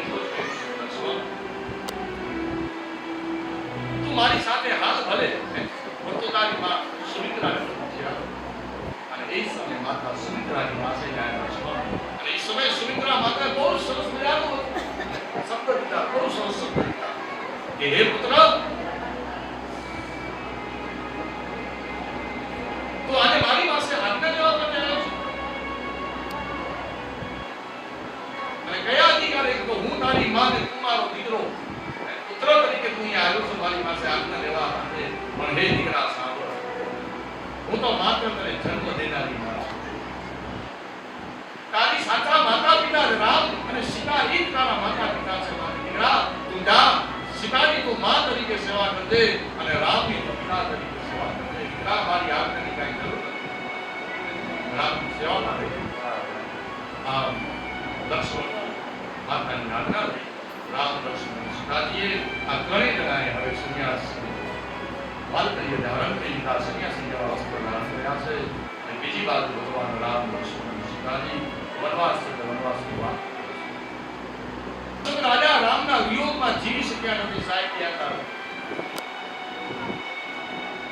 જે દિવસથી રામ ગયા છે તે દિવસથી તેના મુખમાંથી એક જ શબ્દ નીકળ્યા કરે, રામ રામ રામ રામ કહી રામ,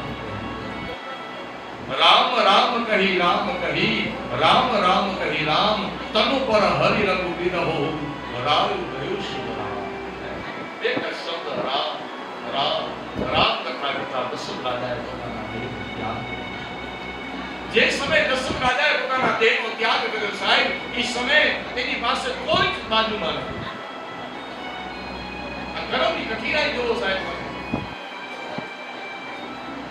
દશરથ રાજાના ચાર સંતાન છે, પણ ચારે ચાર સંતાનોમાંથી એક સંતાનો એ સમયે દશરથ રાજાની પાસે રામ અને લક્ષ્મણ વનવાસ ગયા છે. ભરત અને શત્રુઘ્ન અત્યારે મુસાફર પોતાના મામાને દશરથ રાજાએ પોતાના દેહનો ત્યાગ કર્યો. પાછળથી ભરત અને શત્રુઘ્નને બોલાવવામાં આવ્યા. ભરત અને શત્રુઘ્ન જેવા અયોધ્યામાં પ્રવેશ કરે, પણ અયોધ્યામાં જેવો પ્રવેશ કર્યો એ સમયે અયોધ્યા વાસીઓ ભરત અને શત્રુઘ્નને જોવે એટલે જાણે કટાક્ષથી જોતા હોય. જાણે ભરતને જોવે છે તો જાણે એની આંખમાં ક્રોધ હોય અને તે ક્રોધની દ્રષ્ટિથી ભરતની સામે જોવા લાગ્યા. અને એ સમયે ભરત પોતાના ભાઈ શત્રુઘ્નને કહે છે, આજે આ અયોધ્યા લોકોના નજરમાં આજે મને ક્રોધ દેખાય છે. જેવો અયોધ્યા લોકોના અયોધ્યાના વાસીઓમાં મારા પ્રત્યે જે પ્રેમ હતો એ પ્રેમ નથી, પણ હવે આ લોકોમાં મને ક્રોધ દેખાય છે. મને અપશુકનો થાય છે. નક્કી મને એવું લાગે છે કે આપણી અયોધ્યામાં કંઈક અનિષ્ટ થયું છે. અને જેવો અયોધ્યામાં પ્રવેશ કર્યો રામ, એ જ સમયે પોતાની માતા કૈકેયીના મહેલમાં જાય. કૈકેયી ભરતને પોતાની સાથે, હે ભરત જો જો સારું થયું, તું જલ્દી આવી ગયો. ભરત સારું થયું, જલ્દી આવ્યો. એ સમયે માતા કૈકેયી સફેદ સાડી પહેરેલી છે, મસ્તકમાં કંકુ તિલક નથી, ગળામાં મંગળસૂત્ર નથી, આભૂષણ પહેરતા નથી. એક વિધવા સ્ત્રી હોય એવા વસ્ત્ર ધારણ કરેલી કૈકેયી આવી છે.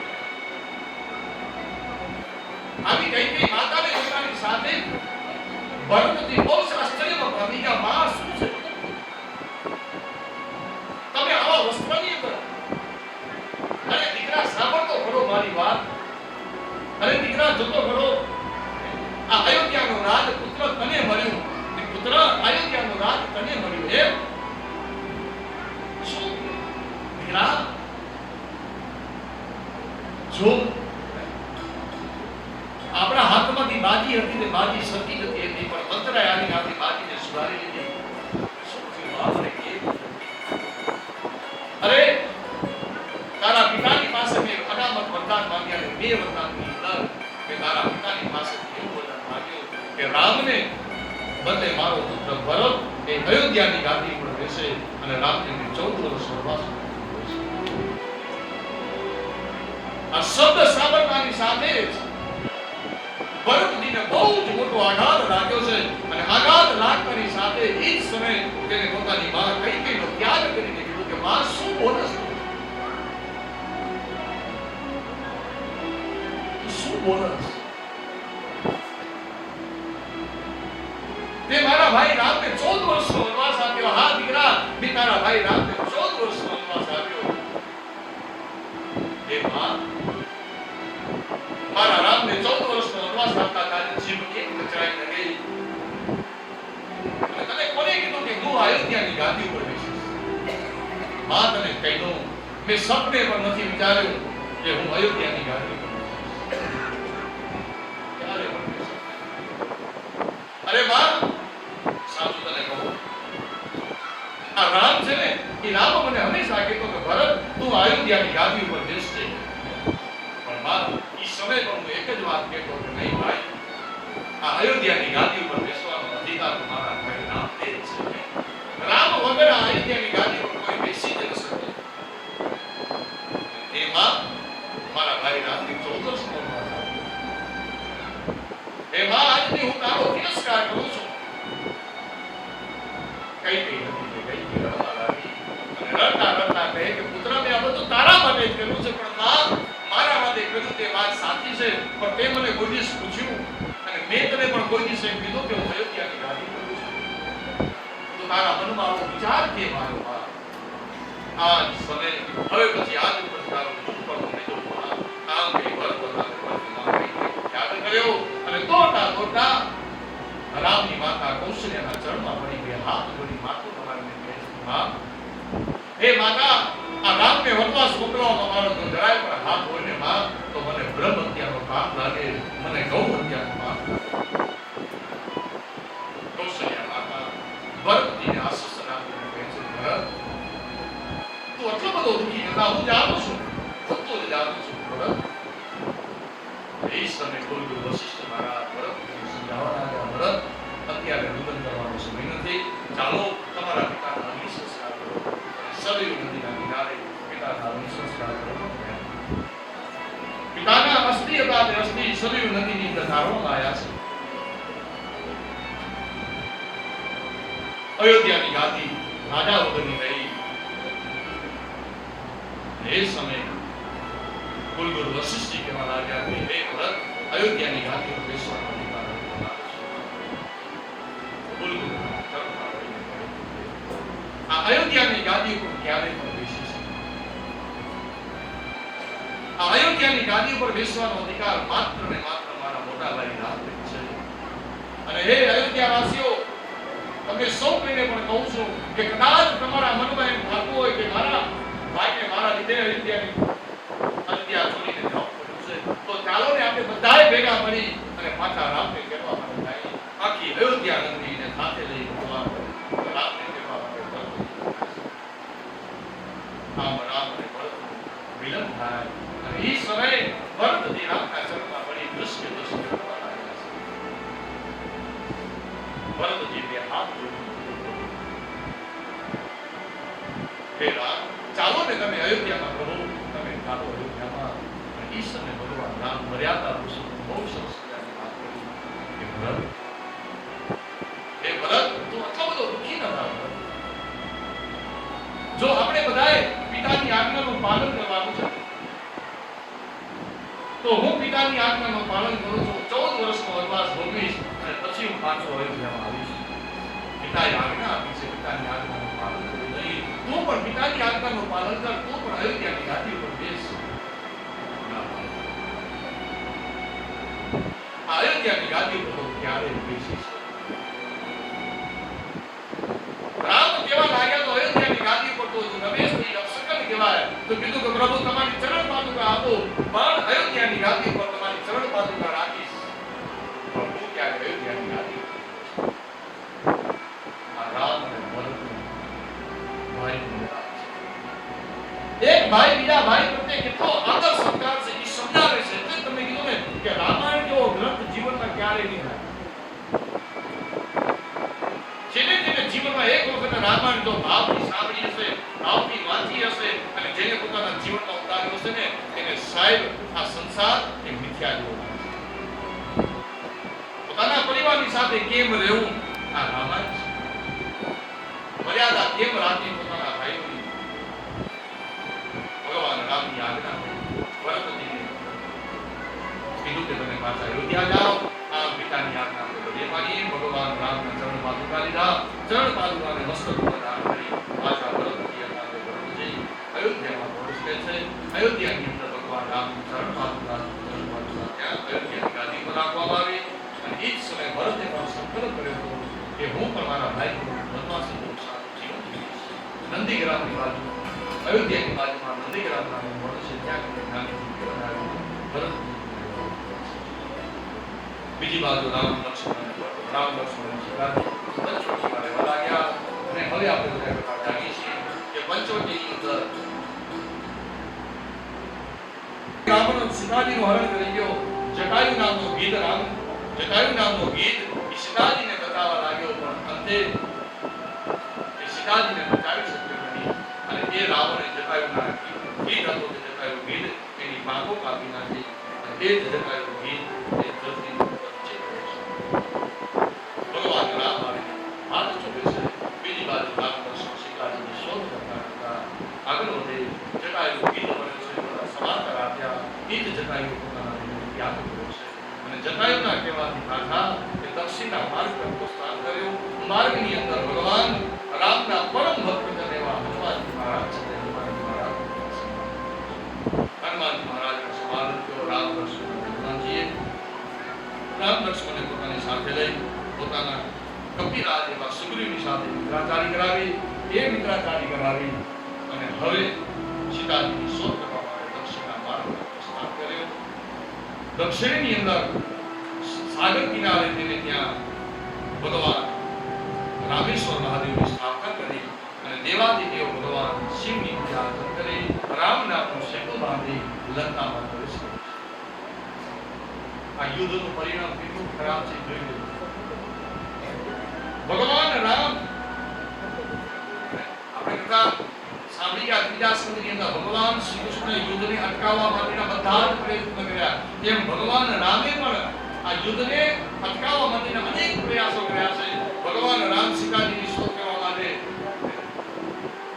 સમુદ્રમાં સેતુ બાંધી અને લંકામાં પ્રવેશ કર્યો. અને લંકામાં પ્રવેશ કર્યા પછી પણ ભગવાન છેલ્લે અંગદને એમ કીધું કે હે અંગદ જાઓ, તમે આ રાવણને એમ કહો કે જો મારી સીતાજી મને પાછી આપી દે ને તો મારે યુદ્ધ નથી કરવું. યુદ્ધથી કોઈ દિવસ કોઈ બન્યા જ્યાં સુધી બની શકે ત્યાં સુધી ભગવાને યુદ્ધને અટકાવવા માટે અંગદને મોકલ્યા. પણ અંગદ ગયા છે રામના દૂત બનીને, પણ રાવણ નહીં. અંતે ભગવાને રાવણની સાથે યુદ્ધ થાય છે. એ યુદ્ધની અંદર રાવણ પોતાના રાક્ષસ સૈન્યનો સાથ આપવા લાગ્યો છે. રામ અને લક્ષ્મણે અનેક રાક્ષસોનો વધ કર્યો છે. છેલ્લે ઇન્દ્રજીત યુદ્ધ કરવા માટે આવે. ભગવાને લક્ષ્મણે ઇન્દ્રજીતનો નાશ કર્યો. કુંભકર્ણ હતો, તે કુંભકર્ણ ભગવાનની સાથે ભગવાને કુંભકર્ણનો નાશ કર્યો. રાવણની બધી સેનાનો નાશ કરવા લાગ્યો. છેલ્લે અંતે રાવણ હતો, તે રાવણ પણ પોતે યુદ્ધ કરવા માટે આવ્યો. 10 મસ્તક વાળો આ રાવણ એ પણ આ રામના સાથે યુદ્ધ કરતા અને રાવણ તૂટી માર્યો. અને એ જ સમયે રાવણના રાજનો નાશ થયો, લંકાનો નાશ કર્યો. અને સીતાજીને લંકામાં પાછા ભગવાન રામ સાથે 14 વર્ષનો વનવાસ ભોગવી સીતા અયોધ્યા છે. અયોધ્યાની અંદર પોતાની સાથે આખી અયોધ્યા નગરીને ઘાટ થઈ છે. રાત્રિનો સમય છે. આખી અયોધ્યાને દીવાઓથી જગમગવામાં આવી છે. કે દીવાઓ પ્રગટાવવામાં આવ્યા છે. ભગવાન રામ સુંદર મજાનું સ્વામી રામ 14 વર્ષનો વનવાસ ભોગવી અને પાછા અયોધ્યામાં આવ્યા છે. આવી આ રામચરિત્રની કથા શ્રી સુખદેવજી મહારાજ વાંચે છે. ભાગવતની અંદર આ કથા બહુ સંક્ષેપ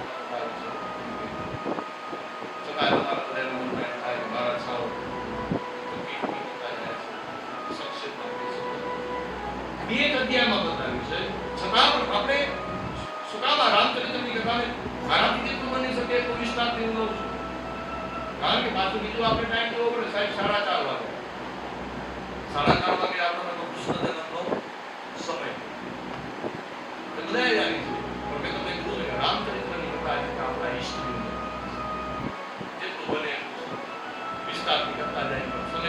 સમયનું કામ કરે, સમયને પણ જોવું પડે છે. તો આ રામચરિત્રની કથા અહીંયા સુખદેવ મહારાજ કહી. હવે શ્રીમદ ભાગવત રામચરિત્રનો ભાગ છે. ભાગવત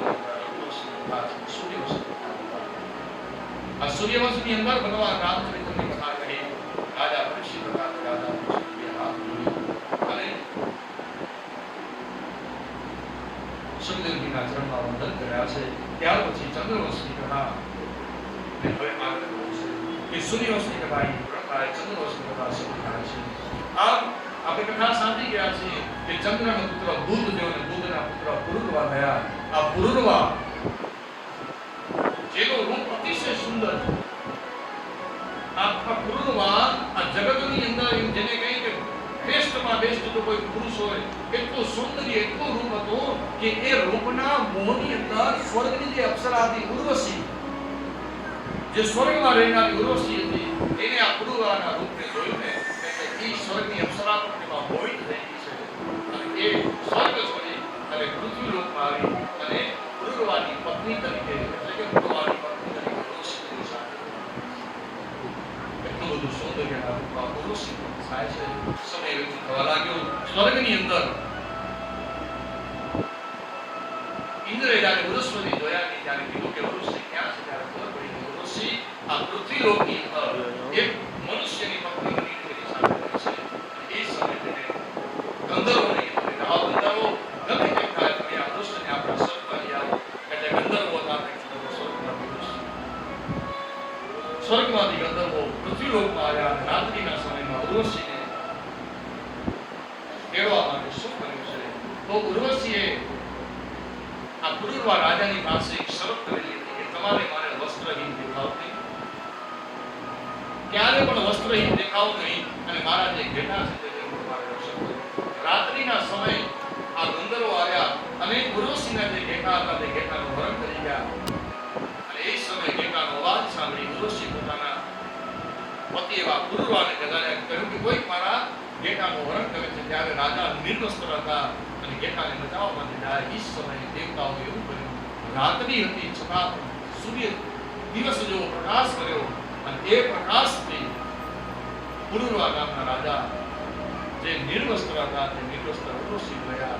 એટલે એ જ સમયે ઉર્વશી કીધું કે રાજા આપણી જે શરત હતી તે શરતનો ભંગ થાય છે. અને એ જ સમયે ઉર્વશી પાછી ઉર્વશી સ્વર્ગમાં ગયા છે અને એ સમયે પુરુરવા રાજા એક સામાન્ય મનુષ્યની જેમ પોતાની પત્નીની શોધ કરવા લાગ્યા. એક સમયે ઉર્વશી પોતાના પતિ એવા પુરુરવાની પાસે આવીને કહે છે કે આપ આ શું કરી રહ્યા છો? હે રાજા, આમ તમે ઇન્દ્રિયોને આધીન થઈને કામાતુર બન્યા છો. હે રાજા, મનુષ્ય ઇન્દ્રિયને બહુ આધીન થવું નથી. સમય જતાની સાથે ઉર્વશી હતા અને ઉર્વશી પુરુરવાને સમય જતા જતા 6 પુત્રો આવ્યા હતા અને એ 6 પુત્રોની અંદર ગાંધી નામના પુત્રો થયા અને એ ગાંધીના વંશની અંદર ભગવાન પરશુરામ ચરિત્રની કથા આવે છે. એ જ પરશુરામ ચરિત્રએ 21 વખત આ પૃથ્વીને નક્ષત્રી કરી છે અને જે અધર્મી ક્ષત્રિયો હતા તે અધર્મી ક્ષત્રિયોનો સંહાર કરી અને છેલ્લે ભગવાન રામના દર્શન કરી અને એ ભગવાન પરશુરામ અંતે મહેન્દ્ર પર્વતના તપ કરવા માટે આવી ગયા છે. આમ પરશુરામ ચરિત્રની કથા ભાગવતની આવે છે. ત્યાર પછી શ્રીમદ ભાગવતના નવમા સ્કંદ એ ભગવાન 9 પગથિયા છે. આપણે ત્રીજા સ્કંદમાં એક વાત આપણે ત્રીજા સ્કંદની અંદર વાત કરી ગયા. એની કથા આવી આપણે તો કીધું કપિલ ભગવાન અને તે કેને ક્યાં ઉત્પન્ન થયા તો કીધું કે માતા દેવકીના ઉદર કરદમ અને દેવકીના ઉદરમાંથી ભગવાન કપિલનું પ્રાગટ્ય થયું. પણ ભગવાન કપિલ ભગવાનનું પ્રાગટ્ય થયું એનાથી પહેલા માતા દેવકીએ 9 કન્યાઓના જન્મ આપ્યા. એ કથા આપણે સાંભળી. આ 9 કન્યાઓ કોણ હતી તો કીધું નવદા ભક્તિ. એમ 9 સ્કંદ પર એ ભક્તિના 9 પ્રકાર બતાવ્યા છે. 9 સ્કંદ એ પણ ભક્તિના 9 પ્રકાર બતાવે છે અને એ ભક્તિના 9 પ્રકાર પ્રમાણે જીવનની અંદર નવદા ભક્તિ રૂપી આપણામાં ભક્તિ આવે ત્યારે આ જીવને ઈશ્વરના દર્શન થાય છે. એમ 9 કન્યા પછી ભગવાન કપિલ ભગવાનનું પ્રાગટ્ય થયું. એમ 9 સ્કંદ પૂર્ણ કરી અને ભગવાન સુખદેવજી મહારાજે રાજા પરીક્ષિતને એક પગથિયે એક ડગલે તેને ભક્તિમાં બનાવ્યા અને જ્યારે છેલ્લે આત્મનિવેદન નામનું ત્યારે એ જ પરીક્ષિત રાજા સુખદેવજીના ઘરમાં આત્મનિવેદન કરી લીધું છે. પછી ભગવાનના દર્શન છે એને વ્યક્ત કરી છે અને એ ભગવાનની આત્મા વ્યક્ત કરવાની સાથે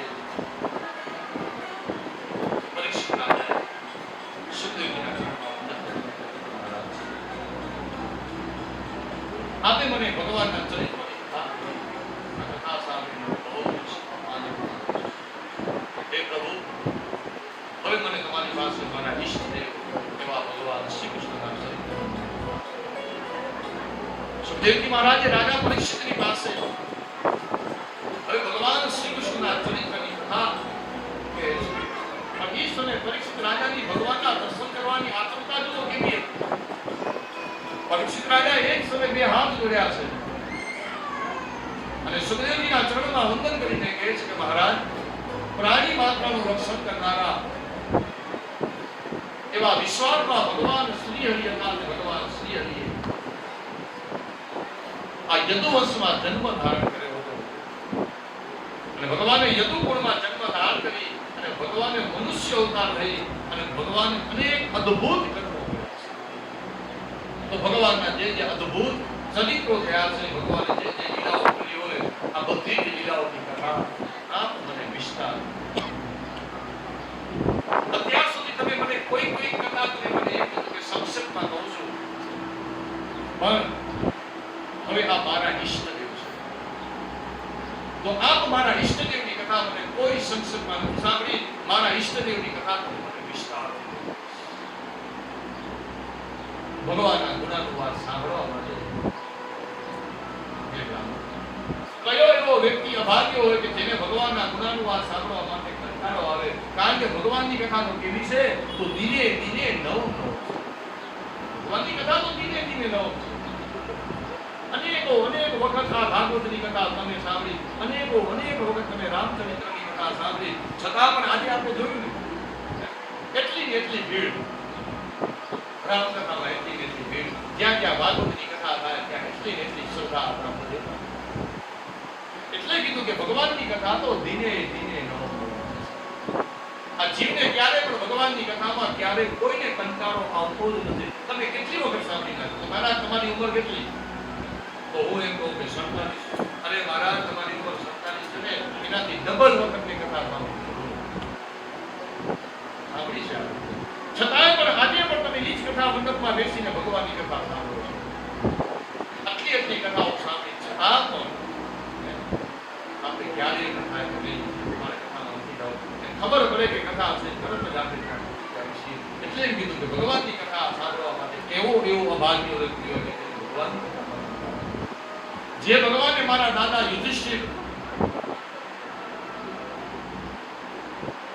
ને કૌરવોનું સમુદ્ર જેવું સૈન્ય હતું. મહાભારતના યુદ્ધની અંદર આ કૌરવોનું સમુદ્ર જેવું સૈન્ય હતું. એમાંથી મળે મહાભારતના યુદ્ધમાંથી પણ મારા દાદા પાંડવો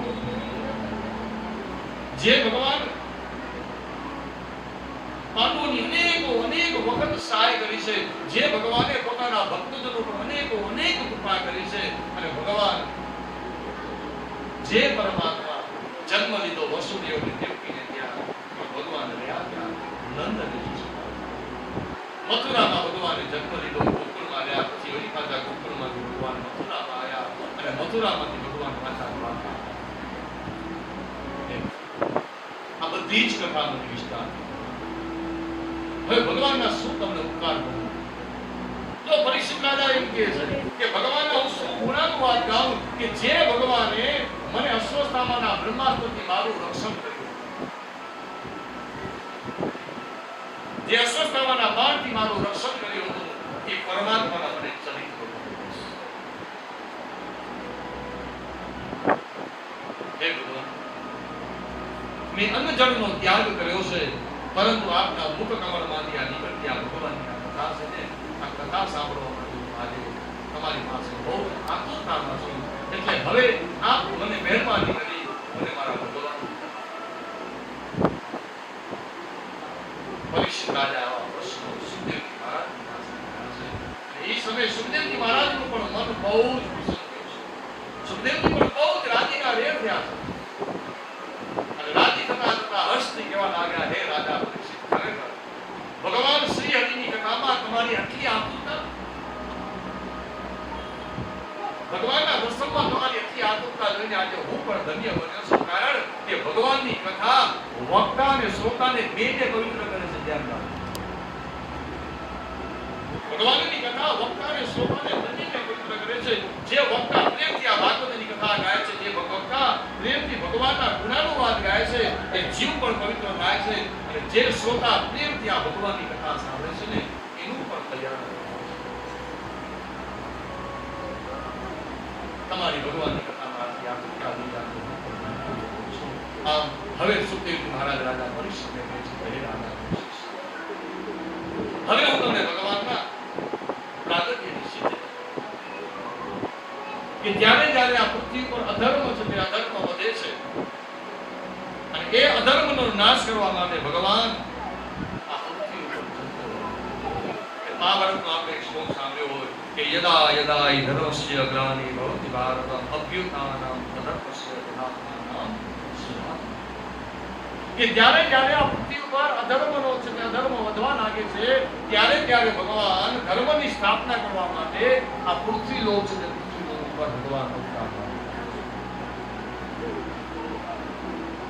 જે વખતે રાજાના ચીનથી અધર્મના ચીનથી આ પૃથ્વી બહુ જ દુઃખી થાય છે અને એ પૃથ્વીથી જ્યારે આ દુઃખ સહન થતું નથી ત્યારે આ પૃથ્વી અંતે ગાય માતાનો રૂપ લે છે. અધર્મીઓથી જ્યારે આ પૃથ્વી દુઃખી થાય ત્યારે એ પૃથ્વી આ દુઃખ સહન નથી કરી શકતી ત્યારે આ પૃથ્વી ગૌ માતાનો રૂપ ધારણ કરી અને હવે એ પૃથ્વી છે તે પૃથ્વી બ્રહ્માજીની પાસે જાય છે.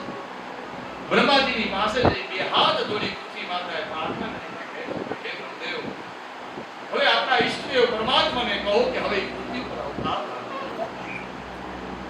કારણ કે હવે અધર્મીઓથી મારાથી ભાગ છે તે ભાગ સૌ આ અધર્મી રાજાઓનો ભાગ ભારતને સૌ આ અધર્મ એટલો બધો વધવા લાગ્યો છે, એટલો બધો અધર્મ વધે છે કે જરાસંઘ, કંસ જેવા શિશુપાલ, દત્ત જેવા અનેક અધર્મીઓ છે તે અધર્મીઓથી આ પૃથ્વી બહુ ક્યાંય પણ ધર્મ છે તે ધર્મ રહેવો જ નથી. માટે આ પૃથ્વીની આંખમાંથી દર દર આંસુ પડતા બ્રહ્માજીને પ્રાર્થના કરી છે, હે બ્રહ્મદેવ, ભગવાનને કહો કે પૃથ્વી પર અવતાર ધારણ કરે અને આ અધર્મીઓનો નાશ કરે અને ધર્મની સ્થાપના કરે. આમ પૃથ્વીએ બ્રહ્માજીને વિનંતી કરી એટલે બ્રહ્માજી હતા કે બ્રહ્માજીએ પૃથ્વીના દુઃખને ધ્યાનમાં લીધું છે. પૃથ્વીના દુઃખને ધ્યાનમાં લઈ બ્રહ્માજી હતા કે બ્રહ્માજી બધા જ દેવતાઓને સાથે લઈ અને હવે ક્યાં પહોંચ્યા કીધું છે કે ભગવાન નારાયણના શરણે ગયા છે બધા જ દેવતાઓ. અને એ સમયે ભગવાન નારાયણ ક્યાં છે તો કીધું ક્ષીરસાગરની અંદર. ક્ષીરસાગરની અંદર જે ભગવાને શેષનાગનું એક આસન બનાવ્યું છે અને એના ઉપર ભગવાન વિરાજમાન છે એવા ભગવાન પૂર્ણ પુરુષોત્તમ ભગવાન નારાયણના શરણે ગયા છે. બધા જ દેવતાઓ ત્યાં જઈ અને ભગવાન શ્રી હરિની પુરુષ સૂક્તના વેદ મંત્રોથી ત્યાં કરીને સ્તુતિ કરવા લાગ્યા છે. હે હરિ ઓમ સહસ્રશીરા સહસ્રાક્ષ સહસ્રપાદ સભો વિભુમ સર્વતસ્મિન્વા પ્રતિષ્ઠત સાંગુલમ મૂર્ખયે વેદગું સર્વં જગૂદં જચ ભાવ્યં ભૂતામૃતશેષાનો જગન્નેનાતિરોહતિ એતાવાનસ્ય મહિમાતો જાયાસ પુરુખ પાદોષ વિશ્વાભૂતાનિ ત્રિપાદસ્યામૃતં દેવી હરિ પુરુષના વેદ મંત્રો દ્વારા સહસ્રશી રેખા કે જેમના હજારો હાથ છે, જેમના હજારો નેત્ર છે, એવા હે પરમાત્મા અમે આપના આ પ્રમાણે બધા જ દેવતાઓ ભેગા મળી ભગવાનની પુરુષના વેદ મંત્રો દ્વારા સ્તુતિ પ્રાર્થના કરી છે અને એ દેવતાઓ ભગવાનની સ્તુતિ કરી છે એટલે ભગવાન શ્રી હરિ આ દેવોની સ્તુતિથી પ્રસન્ન થયા છે અને પ્રસન્ન છે તેને બ્રહ્માજીના હૃદય કમળની અંદર આકાશવાણી કહી છે અને એ જ સમયે બ્રહ્માજી હતા અને બ્રહ્માજીએ બધા જ દેવતાઓને કહેવા લાગ્યા હે દેવો ભગવાન શ્રી હરિએ આ પૃથ્વીના દુઃખને ધ્યાનમાં લીધું છે. ભગવાન નારાયણે આ પૃથ્વીના દુઃખને ધ્યાનમાં લઈને હવે ભગવાન આ ટૂંક સમયની અંદર ભગવાન પૃથ્વી પર અવતાર કરશે. ભગવાન યદુવંશની અંદર એટલે કે યાદવ કુળની અંદર ભગવાન અવતાર ધારણ કરશે. માટે હે દેવતાઓ તમે બધા જ યાદવ કુળની અંદર અવતાર ધારણ કરવાનું શરૂ કરી દો. હે દેવ પત્નીઓ, તમે બધાએ વ્રતની અંદર ગોપીઓ બની પૃથ્વી પર અવતાર લેવાનું શરૂ કરી દો. અને હે ઋષિમુનિઓ, હે બ્રાહ્મણો, તમે બધાએ વ્રતની અંદર જઈ અને ગાયનું દૂધ લેવાનું શરૂ કરી દો. હવે ભગવાન થોડાક સમયની અંદર, એટલે કે ટૂંક સમયની અંદર ભગવાન વસુદેવ અને દેવકીને ત્યાં ભગવાનનું પ્રાગટ્ય થશે. માટે કોઈ જાતનો વિલંબ ન કરો, જાઓ જલ્દીથી તમે બધાએ પૃથ્વી પર અવતાર લેવાનું શરૂ કરી દો. આ બ્રહ્માજીની આજ્ઞા થઈ. બધા દેવી દેવતાઓ પ્રસન્ન ચિત્તે પૃથ્વી પર અવતાર લેવાનું શરૂ કરી દીધું છે. બીજી બાજુ બ્રહ્માજી હતા, બ્રહ્માજી પૃથ્વીની પાસે કહી શકે, હે પૃથ્વી, ભગવાન શ્રી હરિએ તમારા દુઃખનું ધ્યાનમાં લીધું છે અને હે પૃથ્વી, સાચું કહો, જે ભગવાનના પુનિત ચરણોથી તમે રહિત થયા હતા ને, હવે એ જ ભગવાનના પુનિત ચરણોથી પાછા તમે સુશોભિત થશે. ભગવાન ટૂંક સમયની અંદર ભગવાન આ પૃથ્વી પર અવતાર ધારણ કરશે. હે પૃથ્વી માતા, હવે તમારા દુઃખના દિવસો થોડાક દિવસની અંદર તો ભગવાન અને ભગવાનના પુનિત ચરણો તમારા ઉપર પડશે અને તમને તમારું સૌભાગ્ય પુનઃ પ્રાપ્ત થશે. આ પૃથ્વીને આશ્વાસન આપી બધા દેવતાઓને વિદાય કરી પૃથ્વી હતી તે પૃથ્વી પર શાંત થઈ અને હવે ભગવાનના પ્રાગટ્યની વાત સમય વીતી થવા લાગ્યો છે. બીજી બાજુ મથુરાની અંદર મથુરાનો રાજા કંસ, જે અનેક રીતે અધર્મી છે, ધાર્મિક કાર્યો છે તે ધાર્મિક કાર્યો સાધુ સંત બ્રાહ્મણોને બધાને બંદીવાન બનાવવા લાગ્યો અને જાહેરની અંદર ભગવાનની ભક્તિ, ધર્મ, કીર્તન બધું જ બંધ કરાવ્યું. આવી રીતે અધર્મ હતો તે અધર્મ આવી રીતે અધર્મ હતો તે અધર્મ વધવા લાગ્યો. એ અધર્મને વધતા જોતાની સાથે ભગવાન કંસ આખી પૃથ્વી છે, કંસના લગ્ન પાછા કેની સાથે થયા તો કીધું જરાસંઘની દીકરી અસ્થિની પ્રાપ્તિની સાથે જેમના લગ્ન થયા છે. એટલે જરાસંઘ, શિશુપાલ, દંતવક્ર આવા અધર્મી બધા જ રાજાઓ, એટલે કે કુસંગ બધો ભેગો થયો છે અને ધર્મનો નાશ કરવાનો. અધર્મીઓએ થતો તે અધર્મીએ આ ધર્મને હતા ધર્મને નાશ કરવાનો. આ પૃથ્વી પર અધર્મી રાજા કંસના સમય જતા જતા કંસનું બેન સાવકી બહેન અને દેવકીનું નામ છે. આ દેવકીના લગ્ન માટે પોતે યોગ્ય વરની તપાસ કરવા લાગ્યા, પણ એવો કોઈ યોગ્ય વરને દેખાડો નહીં. ત્યારે આ કંસે પોતાની બેન દેવકીના લગ્ન પોતાના મિત્ર એવા વસુદેવની સાથે કે હું મારા બેનના લગ્ન મારા મિત્ર વસુદેવની સાથે કરાવીશ. આમ દેવકીના લગ્ન ખૂબ ધામધૂમથી કરાવીશ. કંસ પોતાની બેન દેવકીના લગ્ન ખૂબ ધામધૂમથી કર્યા છે. સમય જતા જતા પોતાની બેનને સારામાં સારો કન્યાદાન આપ્યું, સારામાં સારું પેરામણી આપી છે, કન્યાવાર આપ્યો છે. જાન વિદાય જાન જ્યારે વિદાય લે છે ત્યારે કંસ પોતાની બેનને વરાવવા માટે નીકળ્યો છે.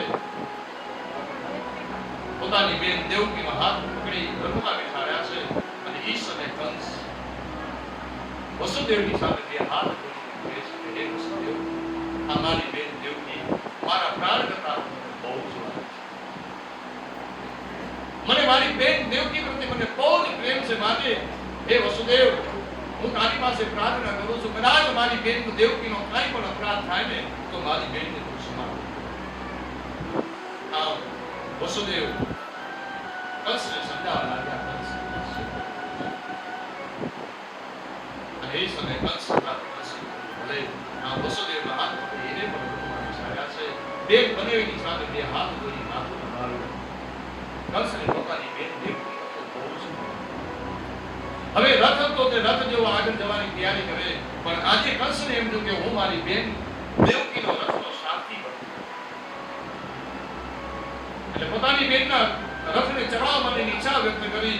જે રથ ચડાવનાર સારથી હતો તેને અને એ જ સમયે આ કંસ રથ ઉપર બેઠો અને એ સમયે હાથમાં ઘોડા છે તે ઘોડાને ચલાવવાની તૈયારી કરવા લાગ્યો છે. અને એ જ સમયે રથ જેવો ચલાવવા જાય એ એ જ સમયે આકાશમાંથી આકાશવાણી થાય છે, કારણ કે ભગવાનથી સદ નથી. શું સદ નથી? તો ભગવાન પણ વિચારમાં પડી ગયા કે જે દેવકીના ઉદરમાંથી મારું પ્રાગટ્ય થવાનું છે, એ દેવકીનો રથ એ કંસ ચલાવે છે, એટલે કે દેવકીનો સાથી કંસ છે, એ મને મંજૂર નથી. એટલા માટે ભગવાને તરત જ આકાશમાંથી આકાશવાણી થઈને કહેવા લાગી કે હે મૂર્ખ કંસ, સાંભળ, જે દેવકીનો તું આ રથ લઈને જઈ રહ્યો છે, એ દેવકીનો આઠમો પુત્ર તારો નાશ કરશે. આ આકાશવાણીના શબ્દો સાંભળવાની સાથે કંસ હતો તે કંસ ગભરાઈ ગયો છે. ઘોડાની લગામ હતી, તે લગામ હાથમાંથી છૂટી ગઈ છે અને ઘોડા પણ ત્યાં ને ત્યાં ઉભા રહી ગયા છે. એક ડગલું પણ ઘોડો આગળ વધ્યો નહીં અને કંસ વિચારમાં પડી ગયો, શું કહે છે આકાશવાણી? આકાશવાણી મને એમ કીધું કે દેવકીનો આઠમો પુત્ર મારો નાશ કરશે. કંસ ગભરાઈ રથમાંથી નીચે ઉતર્યો, મનોમન વિચાર કરવા લાગ્યો. અંતે એના મનમાં એવો વિચાર આવ્યો કે દેવકીનો આઠમો પુત્ર મારો નાશ કરે એના કરતા હું દેવકીને જ મારી નાખું. જેવો પ્રેમ પોતાની બેન દેવકી પ્રત્યે હતો, પણ આકાશવાણીના શબ્દો સાંભળતાની સાથે આ પ્રેમ એ દુશ્મનીમાં આવી ગયો. એક સમયે તેને પોતાની બેન દેવકીના માથાના વાળ પકડી અને રથમાંથી નીચે ઉતારી છે અને હાથમાં તલવાર લઈને ત્યાં પોતાની બેન દેવકીને મારવા ગયા. એ સમયે કંસની સામે ઉભો રહી વસુદેવ બે હાથ જોડીને કહે છે કે હે કંસ, તમે આ શું કરો? તમે કોને મારો છો? જોતા ખરા. અત્યાર સુધી તમે મને એમ કહેતા હતા કે મારી લાડલી બેન છે, મારી પ્યારી બેન છે, મારી બેનને કાંઈ જ ન થવું જોઈએ. તમે તમારી બેન હે વસુદેવ, તે સાંભળ્યું નહીં? આકાશવાણી શું કીધું કે દેવકીનો આઠમો પુત્ર મારો નાશ કરશે, એના કરતા હું આ દેવકીને મારી નાખું તેનો આઠમો પુત્ર લઈ ન રહે માસ ન બજે બાંસુરી, એટલે હું દેવકીને મારી નાખું. એ સમયે કંસના શબ્દો સાંભળી વસુદેવ બે હાથ જોડીને કહ્યું કે કંસ, સાંભળો, આકાશવાણી તમને એમ કહ્યું છે કે દેવકીનો આઠમો પુત્ર તમારો નાશ કરશે, તો એનો મતલબ એ થયો કે દેવકીથી તમે કોઈ ભય નહીં. તમે તમારી બેન દેવકીને શા માટે લાવો છો? તમને ના પાડો. અને હું તમને કહું છું, વચન આપું છું, સાંભળો કંસ, દેવકીથી તમને કોઈ ભય નથી અને દેવકીનો આઠમો પુત્ર તમારો નાશ કરશે. દેવકીનો આઠમો પુત્ર તમારો નાશ કરશે, એનો મતલબ એ થયો કે દેવકીથી તમને કોઈ ભય નથી. તો હું તમને વચન આપું છું કે દેવકીનો જે આઠે આઠ પુત્ર થશે ને, એ આઠે આઠ પુત્ર હું તમને જન્મતાની સાથે આપી દઈશ. તમને બાળકોને જીવતા રાખો તો જીવતા રાખજો, મારવો તો મારજો, પણ તમે તમારી બેન દેવકીને મારો. આ વસુદેવ બે હાથ જોડી કંસને, કારણ કે વસુદેવ જાણે છે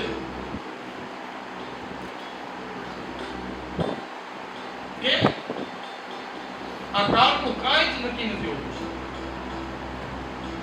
પણ પહેલા હું આ દેવકીને બચાવી લઉં, પછી જે થવાનું છે તે થશે. અને એ સમયે એનો વિચાર કર્યો કે હું દેવકીને બચાવું, એટલે કીધું કે તમે દેવકીને મારો.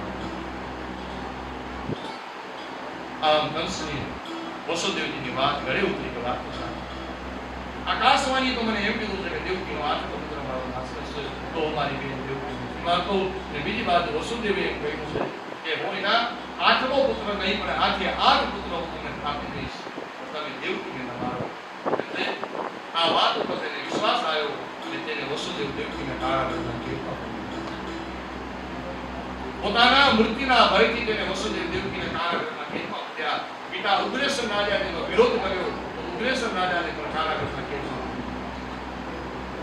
સમય જતાની સાથે વસુદેવ દેવકીના કારાગૃહના ગ્રહની અંદર, સંસાર વાટિકાની અંદર, વસુદેવ દેવકીના સંસાર વાટિકાની અંદર પ્રથમ પુત્ર રૂપી પુષ્પનો જન્મ થાય છે. પુષ્પ રૂપી આ પુત્રને લઈ વસુદેવ પોતાની સત્ય પ્રતિજ્ઞા કરી કંસની પાસે આવી.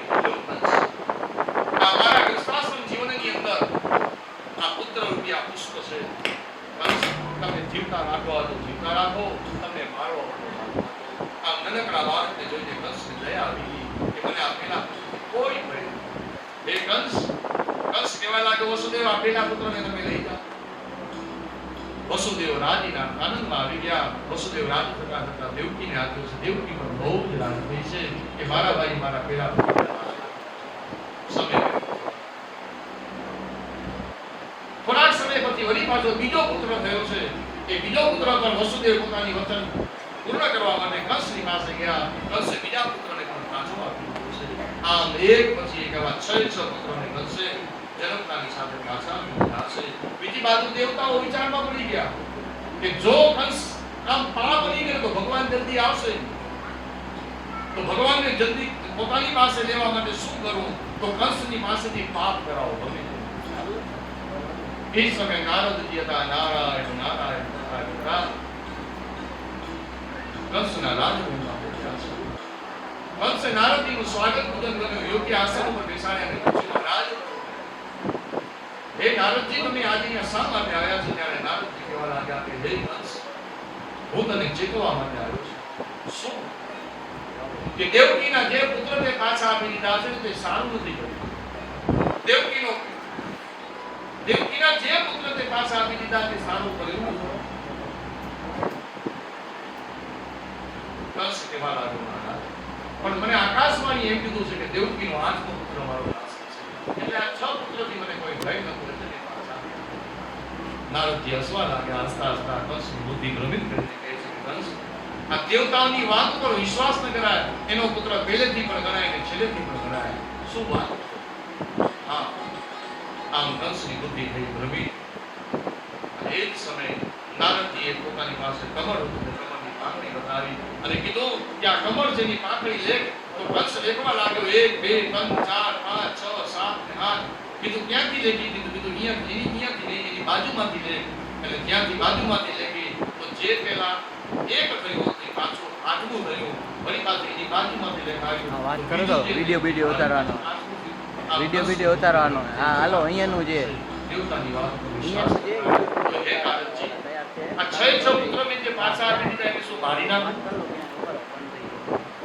નારદજી વિચારમાં પડી ગયા કે જો નડી આમ કરીશ અને જો હું હા કહું ને તો આ બધા જ ભારતીયનો પાપ મને લાગે. એટલે નારદજી કાંઈ જ બોલ્યા નહીં. નારદજી કીધું કે હે કંસ, હું તો તને ચેતવા માટે આવ્યો. તને બાળકને જીવતા રાખવા તો જીવતા રાખ, અને મારવા તો મારી નાખ. આમ કહી નારાયણ નારાયણ કરતા કરતા કંસની પાસેથી નારદજી નીકળી ગયા. કંસની બુદ્ધિ થઈ ભ્રમિત. એ જ સમયે 6 પુત્રોને દીવાલમાં પછાડીને મારવા લાગ્યો છે. આમ 6 પુત્રોના કંસે માર્યા. હવે દેવકીનો 7મો પુત્ર. દેવકીના 7મા પુત્ર ભગવાન શેષનાગ રૂપી ભગવાને પ્રવેશ કર્યો છે.